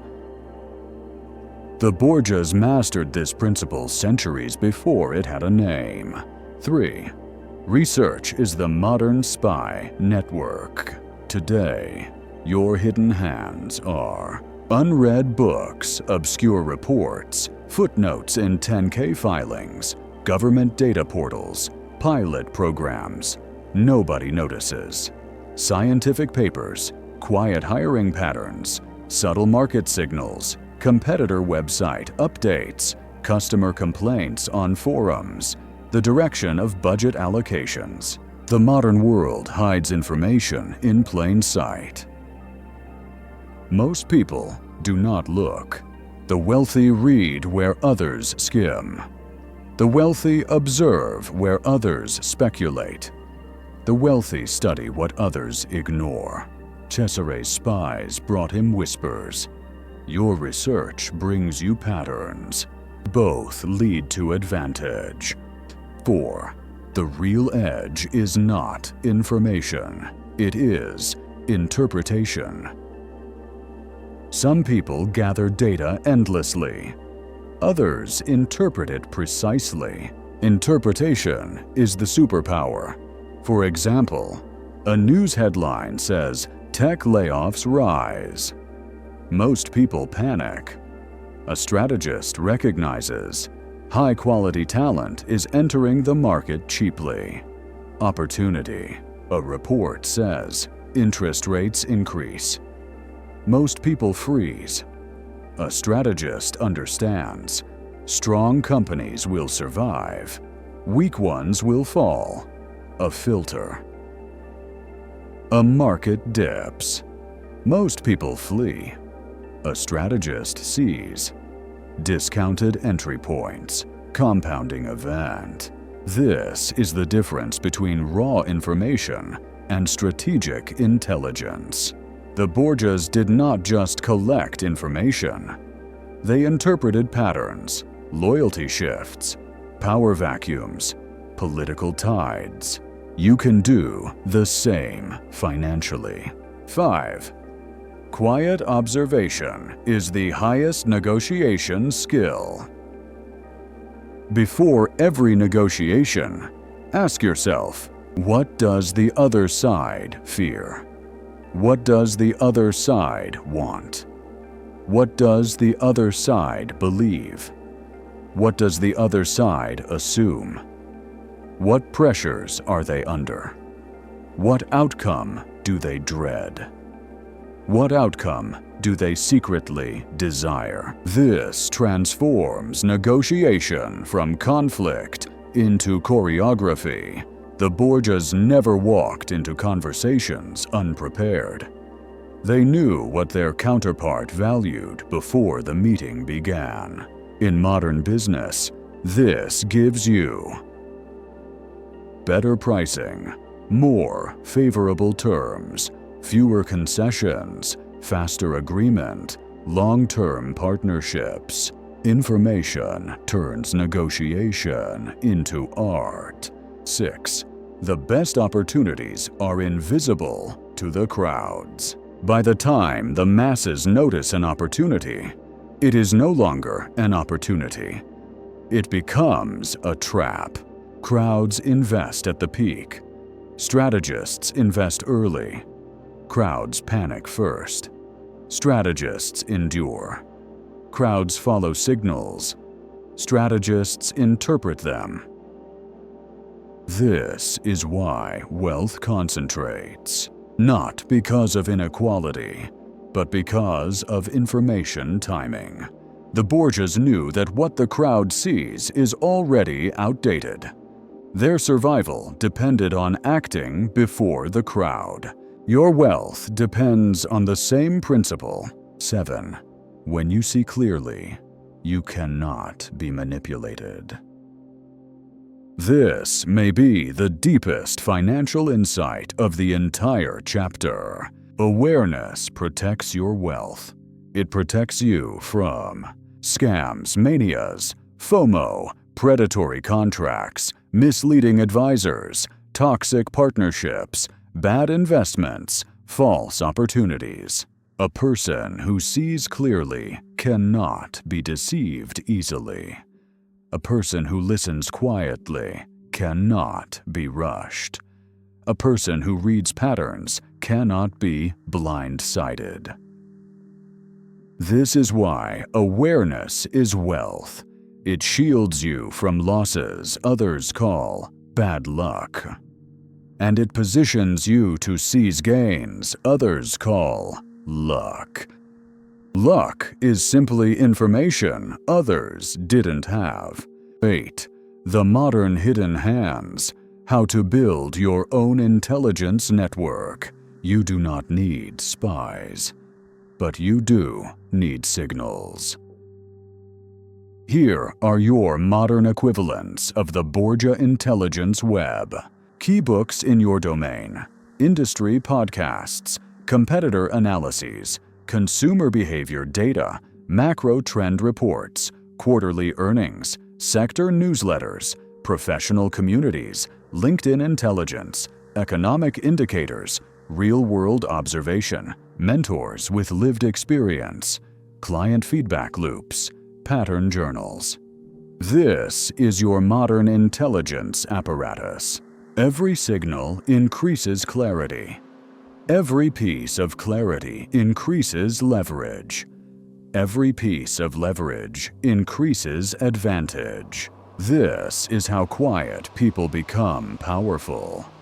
How overlooked individuals become unstoppable. How hidden hands move the world without anyone seeing their fingers. Now that the myth, philosophy, and financial engine of hidden hands are complete, we move into the final narrative stage. History has a peculiar way of remembering certain families. Some are honored, some are forgotten, and some, a rare few, transform into something stranger, something deeper, something closer to a myth than a lineage. The Borgias belong to this final category. Their lives ended. Their power vanished. Their palaces changed hands. Their banners were torn down, mocked, burned. But the idea of them, that survived. Not in marble, not in scripture, not in ledgers, but in the shadow. And perhaps there is no greater legacy than that. Let us return, slowly, to the Rome they left behind. A Rome where their enemies rejoiced, believing the nightmare was over. The Colonna smiled. The Orsini exhaled. The Della Rovere tightened their grip on the Vatican. The streets that once trembled beneath Cesare's horses now rang with new voices, new rumors, new ambitions. But something strange happened. Even after the last Borgia fell, Their presence lingered. Servants in Vatican corridors whispered that late at night, when the candles burned low, they still felt a chill, as though someone unseen walked behind them. In taverns, men would lower their voices when discussing politics, glancing toward the doorway, as though expecting a tall figure in black armor to step through. In monasteries, monks spoke of unusual confessions from nobles who feared that unseen ears still listened. Cesare was gone. Alexander was buried. Lucrezia lived far away. And yet, Rome behaved as though the Borgias were still watching. It was not their power that survived. It was their awareness, their memory, their myth. This is the strange fate of certain figures in history. They cease to exist materially, but continue to exist psychologically. Their presence becomes a lens through which people interpret events. Their name becomes shorthand for a whole category of human behavior. Ambition sharpened to a blade. Seduction turned into strategy. The shadow self made visible.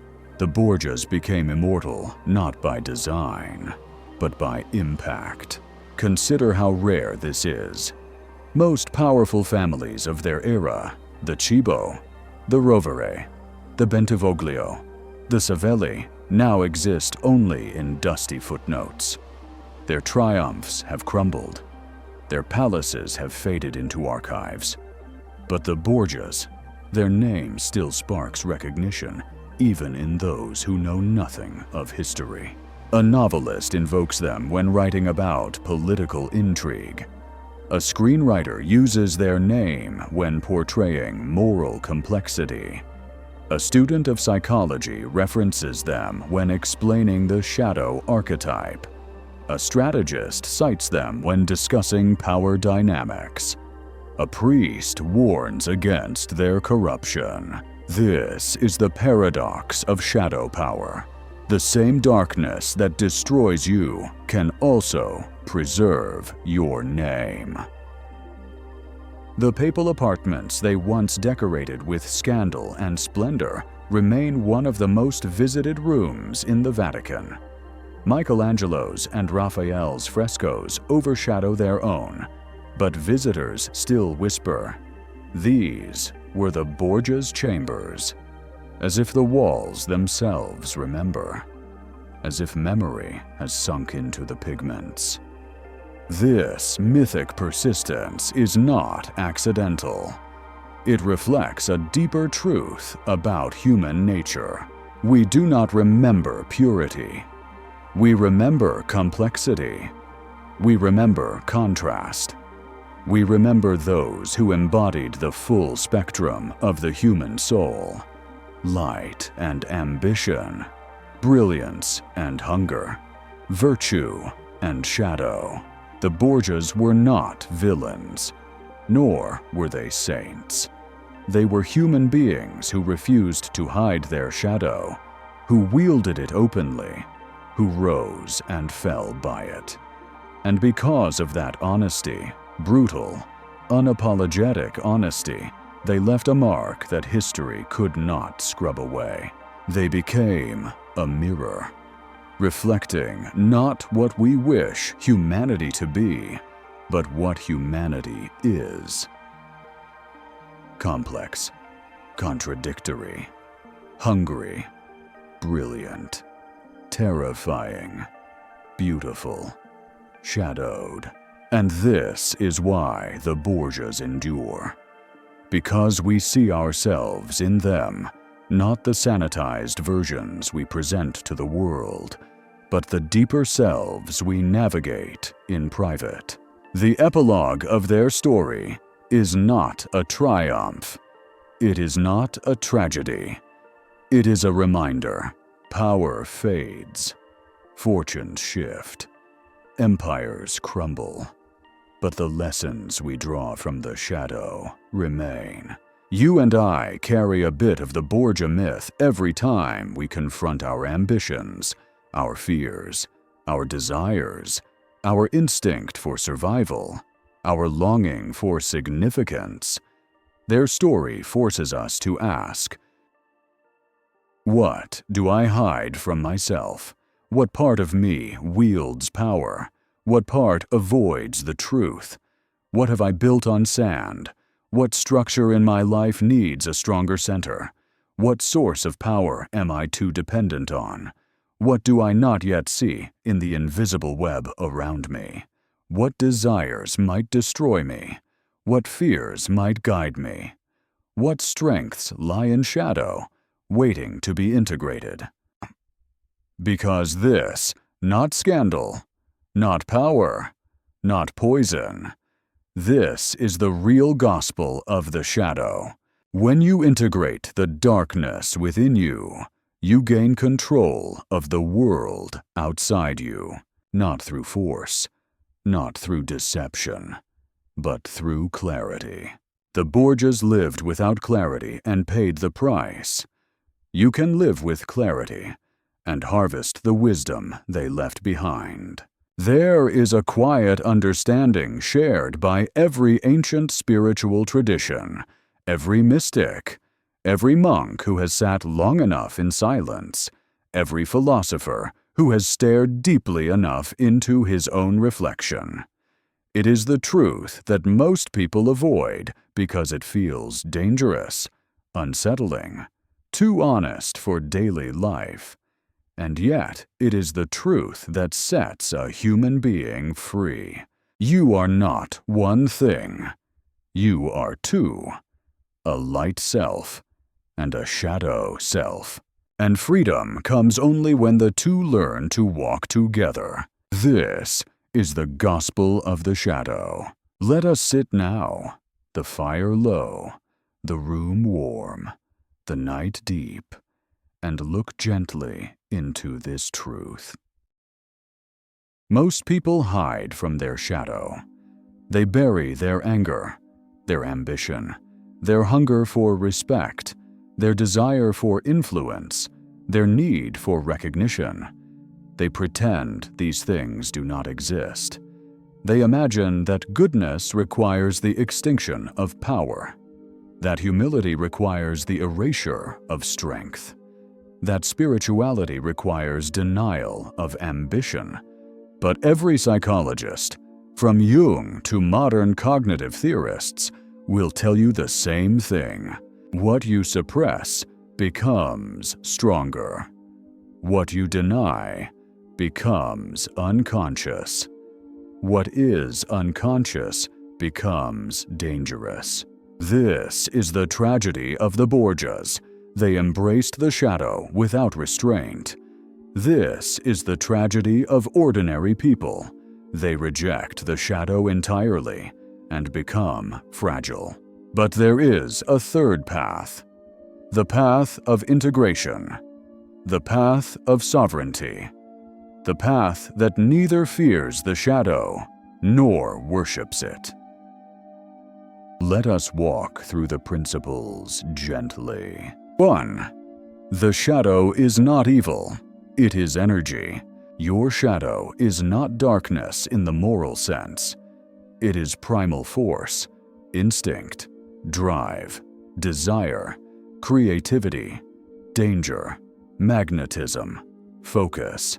It is your ambition, your intensity, your competitive fire, your sexual energy, your hunger for excellence, your refusal to be diminished, your capacity for assertiveness, your territorial instincts, your intuition about threats, your longing for impact. These traits only become destructive when they are unconscious. When they are integrated, they become power. The Borgias embraced these traits openly. Their enemies suppressed them. Both extremes collapsed. Integration is the middle path. 2. Integrating the shadow creates self-sovereignty. Self-sovereignty means you cannot be pushed, manipulated, guilted, intimidated, or controlled by others. Because you know your desires instead of hiding them. You know your fears instead of avoiding them. You know your hunger instead of disguising it. People who fear their own ambition are easily manipulated by ambitious people.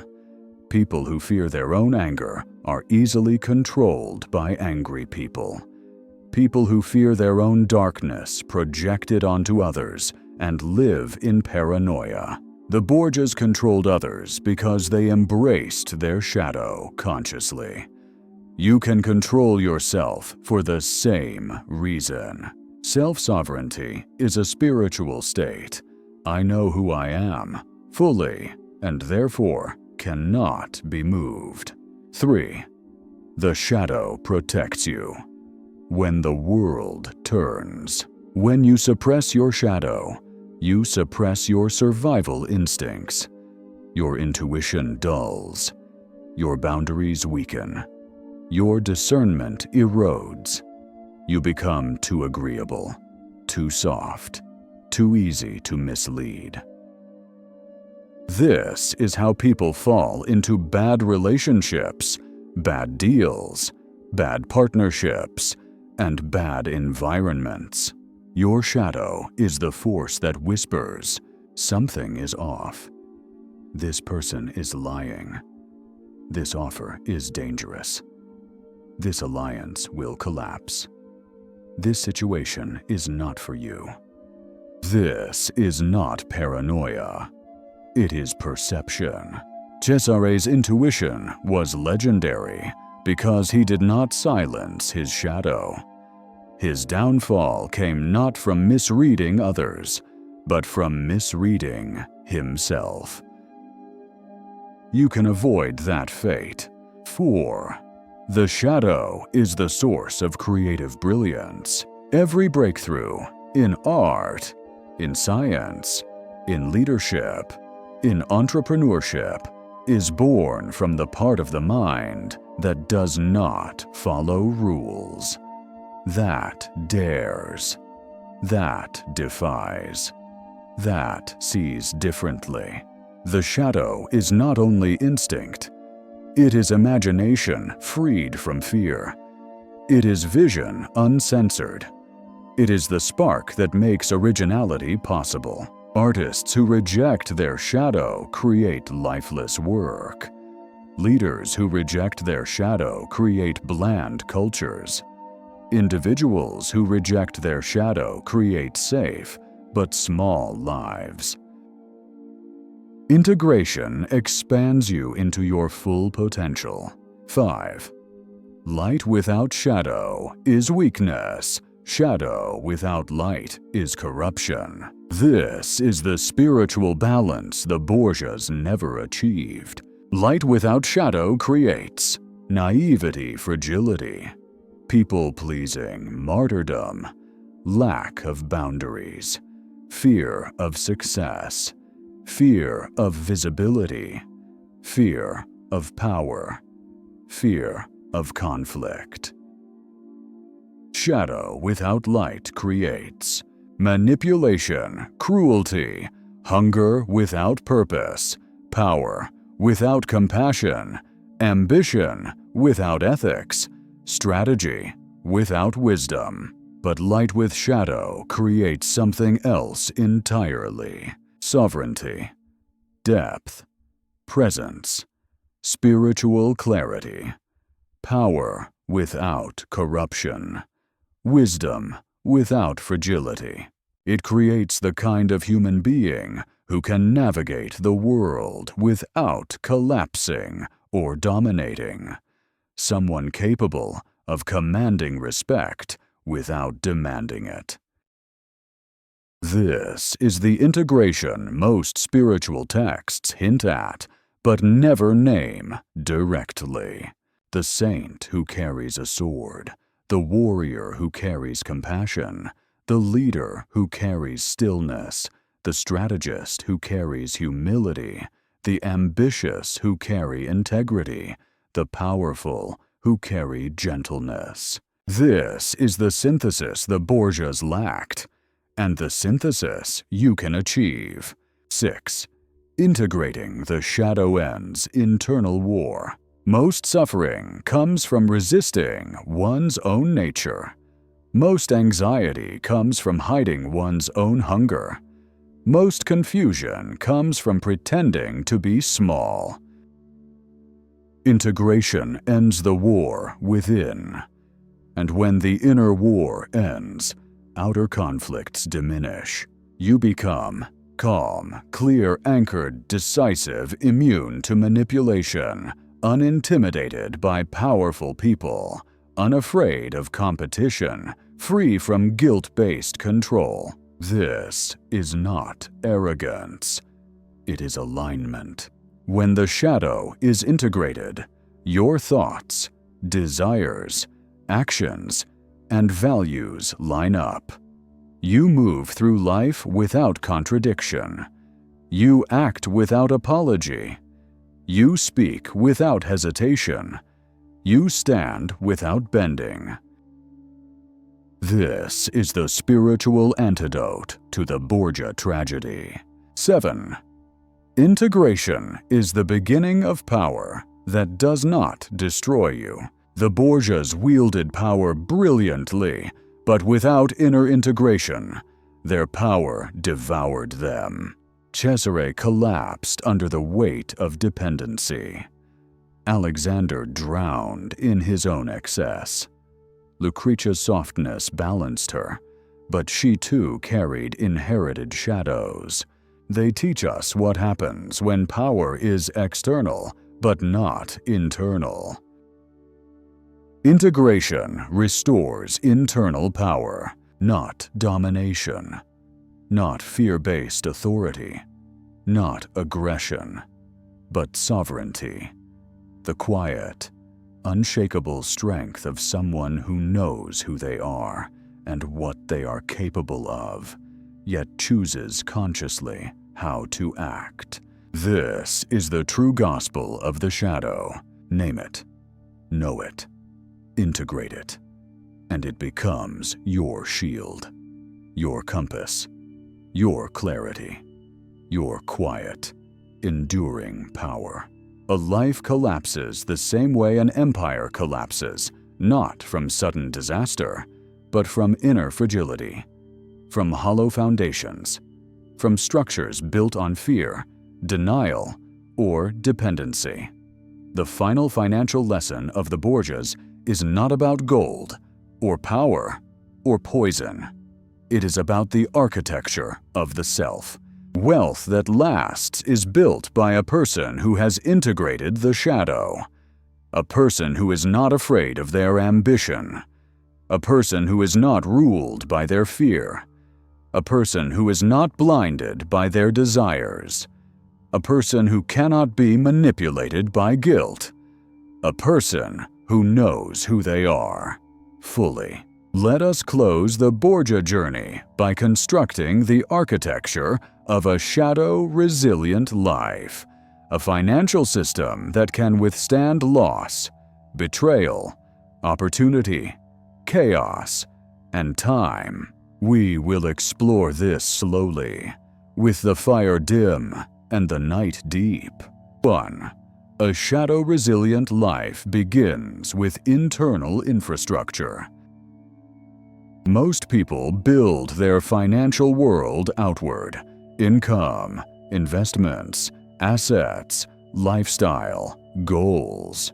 This is a fragile structure. It collapses when the person collapses.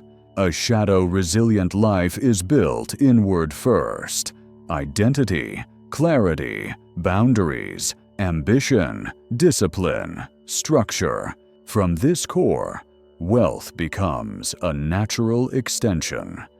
Because money in the hands of a fragmented person behaves like chaos.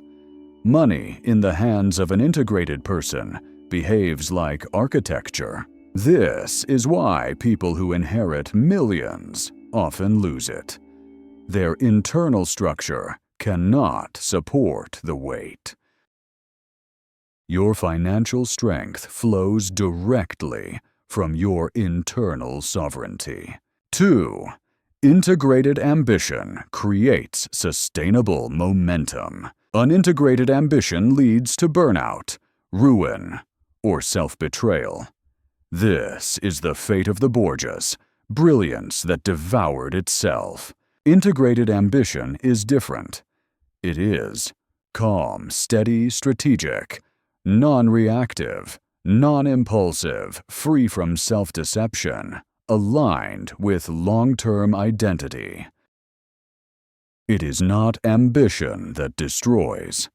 It is ambition without self-knowledge.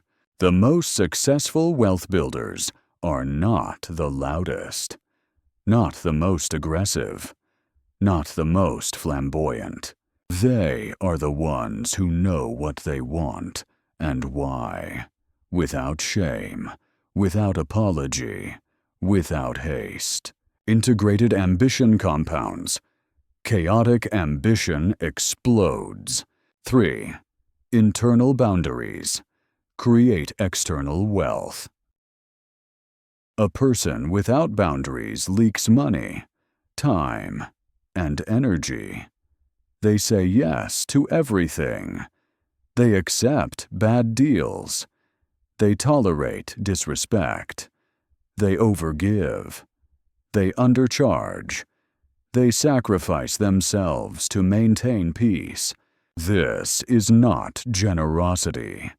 This is self-erosion. The Borgias created boundaries with terrifying clarity. Boundaries enforced by reputation, presence, and consequence. You do not need fear, but you do need clarity.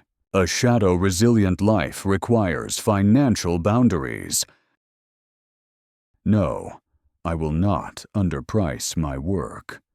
No, I will not tolerate chaotic clients. No, I will not justify my worth. No, I will not abandon my long-term plan for short-term validation. These boundaries protect wealth better than any insurance policy. 4. Inner awareness prevents outer ruin. Most financial losses are emotional, not strategic. People lose fortunes because they panic during downturns, chase hype fear, missing out, become impatient, follow the crowd, avoid discomfort, ignore intuition, repeat inherited emotional patterns. A person who has integrated their shadow is far less reactive. They see their impulses before acting on them. They observe their emotions instead of obeying them. They understand their fears instead of rationalizing them. This creates one of the rarest financial advantages: temperament. Temperament builds more wealth than intelligence. Temperament protects more assets than diversification. Temperament outperforms brilliance. Cesare's failure was not strategic. It was emotional blindness to his dependency, to his impatience, to his inherited entitlement. Awareness could have saved him. Awareness can save you. Thuang, a shadow-resilient portfolio, mirrors a shadow-resilient psyche. Integrated self, balanced portfolio. Fragmented self, chaotic portfolio.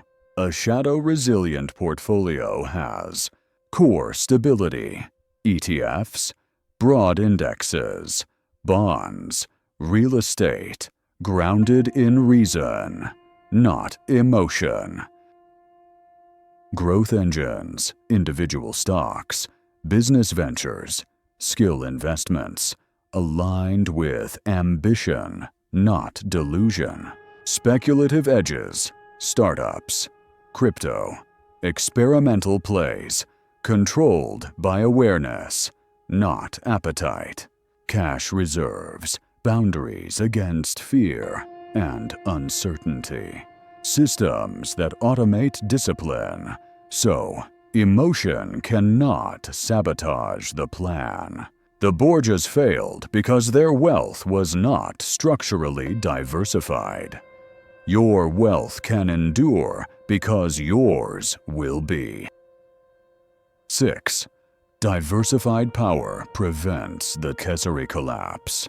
Cesare Borgia had one pillar of power, and when that pillar fell, everything fell. A shadow-resilient life distributes power across multiple sources. Skills, networks, income streams, geographic options, intellectual capital, strategic alliances, inner clarity, financial structures, spiritual grounding.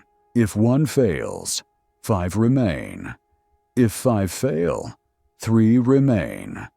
If everything collapses, you remain. This is sovereignty. 7. A shadow-resilient life is future-proof. Technology changes. Markets shift. Industries rise and fall. Jobs appear and disappear. Entire economic paradigms transform, but the integrated human, clear, centered, disciplined, aware, thrives in any era because their wealth does not rely on external stability. Their compass is internal. Their resilience is internal. Their clarity is internal. Their power is internal. This is the opposite of the Borgia tragedy. The Borgias built an empire outside themselves and lost it all. You build an empire inside yourself, and the outer world follows. 8. The shadow becomes a lighthouse, not a threat. This is the final truth. When the shadow is integrated, it becomes guidance, not danger. It sharpens judgment. It reveals opportunities. It protects boundaries. It strengthens courage. It fuels ambition. It stabilizes identity. It accelerates mastery. It neutralizes manipulation. It magnetizes allies. It repels predators. Power without the shadow collapses. Power from the shadow corrupts. Power with the shadow becomes sovereignty. And a sovereign person builds sovereign wealth, not fragile wealth, not borrowed wealth, not reputation wealth, not accidental wealth, but deliberate, conscious, enduring wealth, the kind that outlives markets and cannot be taken away because it grows from who you have become. Before we begin, settle your body. Let your shoulders loosen. Let the jaw unclench. Let the breath lengthen and soften. Let your eyes grow heavy, even if they remain open. Let every word fall into you like warm rain sliding down an ancient stone. Tonight, you are not learning. You are remembering. You are remembering a part of yourself the world taught you to hide. You are remembering the shadow, not as threat, not as danger, but as a quiet guardian that has been waiting patiently for your return. Listen slowly. There is a part of you that never doubts. A part that does not fear failure. A part that does not shrink under pressure. A part that does not collapse when challenged. A part that sees clearly, even when the world feels loud. That part is rising now. Feel your breath deepen, the body softening. the mind unwinding, the inner world opening like a heavy door swinging on ancient hinges. With each breath, you step further into yourself, into a room without judgment, into a silence without fear, into a space where your true strength waits with absolute patience. The shadow is here, not behind you, not beneath you, but beside you. Calm, observant, present. As you breathe in, feel its clarity merging with your own. As you breathe out, let old patterns dissolve like dust dissolving into darkness. This is the beginning. Listen, you are becoming more aware, not anxious, just aware. Aware of your boundaries, aware of your intuition, aware of your presence, aware of the quiet strength you have ignored for too long. Feel your spine lengthen slightly, not by force, by memory. Your body remembers how to be strong when the mind becomes still. You are safe. You are centered. You are whole. And as you sink deeper, something begins to shift. The places where doubt once lived grow quiet. The part of you that apologized too quickly grows still. The part that feared conflict grows distant. The part that dimmed your own light steps back into shadow. Not gone, just settled. Not erased, just at peace. No longer overwhelming. No longer in control. Because something stronger is rising. Your integrated self. Your clear self. Your sovereign self. Repeat softly in your mind, even if only as a whisper of breath. I see myself. I trust myself. I guide myself. I protect myself. Say it again. I see myself. I trust myself. I guide myself. I protect myself. Feel how the words do not float on the surface. They sink deep into the subconscious, deep into the muscles, deep into the breath. You are rewriting the architecture of your inner world. Now, let the imagery deepen. Imagine a great hall made of stone, lit only by a single flame. The flame does not flicker. It burns steady, strong, patient. It is your awareness. Beside it stands a figure, the shadow version of you, not monstrous, not cruel, not distorted, just you, the full version, the unfiltered version, the version that has always known what must be done. This shadow self looks at you with calm recognition, with clarity, with honesty no one else has ever offered you. And without speaking, it brings you a message you have needed for years. You are allowed to be powerful. Let that sink into you, not as a concept, as a truth. You are allowed to be powerful. You are allowed to take up space. You are allowed to want more. You are allowed to elevate yourself. You are allowed to move with certainty. You are allowed to protect your boundaries.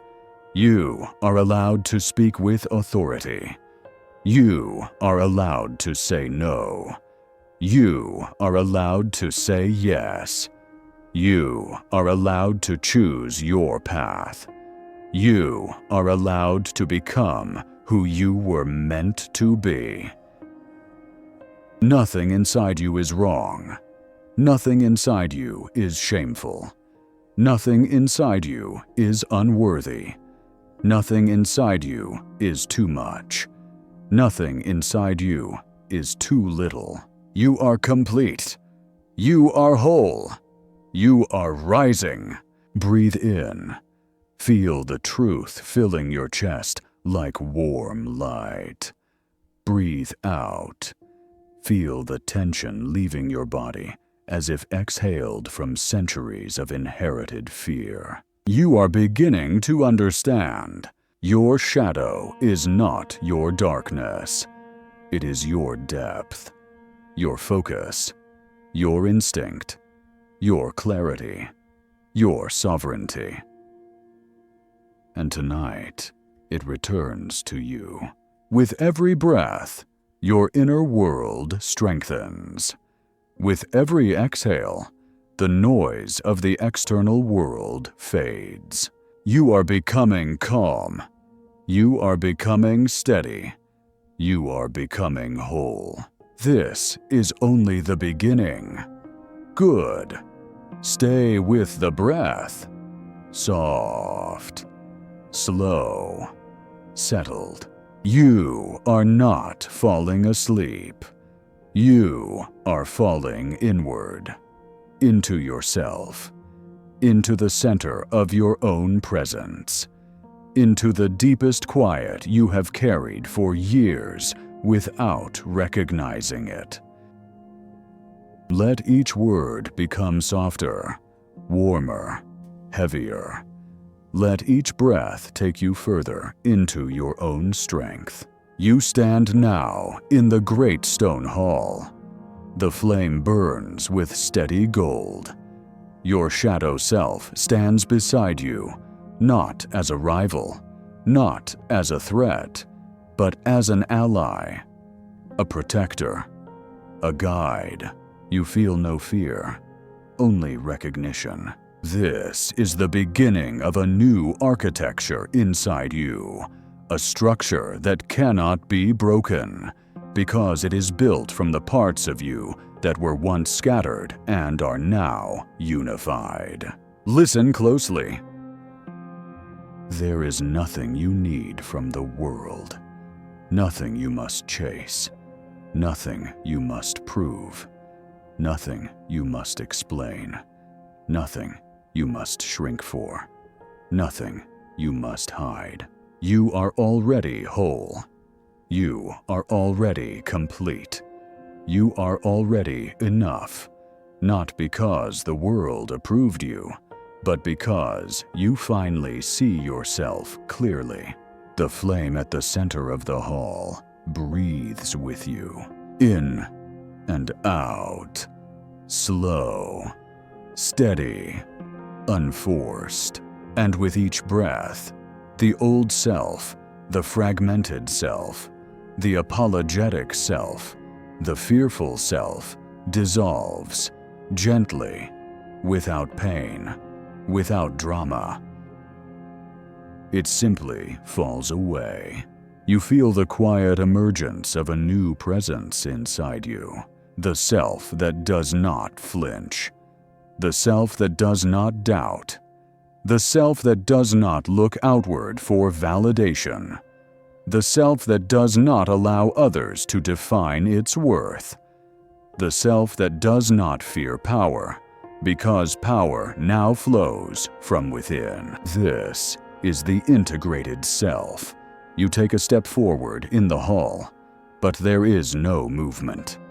The hall moves with you, because this space is not outside.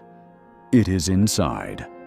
It is your mind in its highest order, your emotions in their deepest harmony, your shadow and your light walking as one. Listen, there are truths you must hear now. Let them enter slowly, as though written by a steady hand onto the deepest walls of your memory. You do not fear your strength. Your strength protects you. You do not fear your ambition. Your ambition guides you. You do not fear your darkness. Your darkness grounds you. You do not fear your past. Your past shaped you. You do not fear the world. The world responds to you. Each truth settles deeper. You feel the shift inside your chest. A loosening, a warming, a quiet widening. Your breathing deepens again. In and out. In and out. You are not forcing anything. You are allowing. Now imagine this. A doorway appears in the stone hall. Tall, arched, carved with symbols you do not recognize, but instinctively understand. Your shadow self stands on one side. Your conscious self stands on the other. And with a slow inhale, you step through together. Two become one. Shadow becomes instinct. Light becomes intention. Presence becomes power. Calm becomes clarity. Fear becomes quiet strength. Ambition becomes direction. Desire becomes purpose. Awareness becomes sovereignty. You exit the hall and enter your life again, but you do not leave the shadow behind. It walks with you, not ahead, not behind, beside you, always beside you. This is the version of you the world meets tomorrow. Integrated, anchored, clear, unapologetic, aware, calm, sovereign, not loud, not aggressive, not performative, just present. And presence is power. Now, settle deeper. You feel your body sinking into rest. Your breath moving like warm wind across a quiet field. Your mind softening like candle wax in the dark. Your energy aligning like constellations, forming patterns across the night sky. There is no resistance, no tension, no noise. Only calm certainty. Repeat quietly. I walk with my shadow. I walk with my light. I walk as one. Again, I walk with my shadow. I walk with my light. I walk as one. Let the words dissolve into your breath, your cells, your inner world. This is sovereignty. This is clarity. This is the end of the war within. And now, you can rest. The shadow stands beside you, patient, quiet, protective, as you drift gently into deep, calm, restful sleep.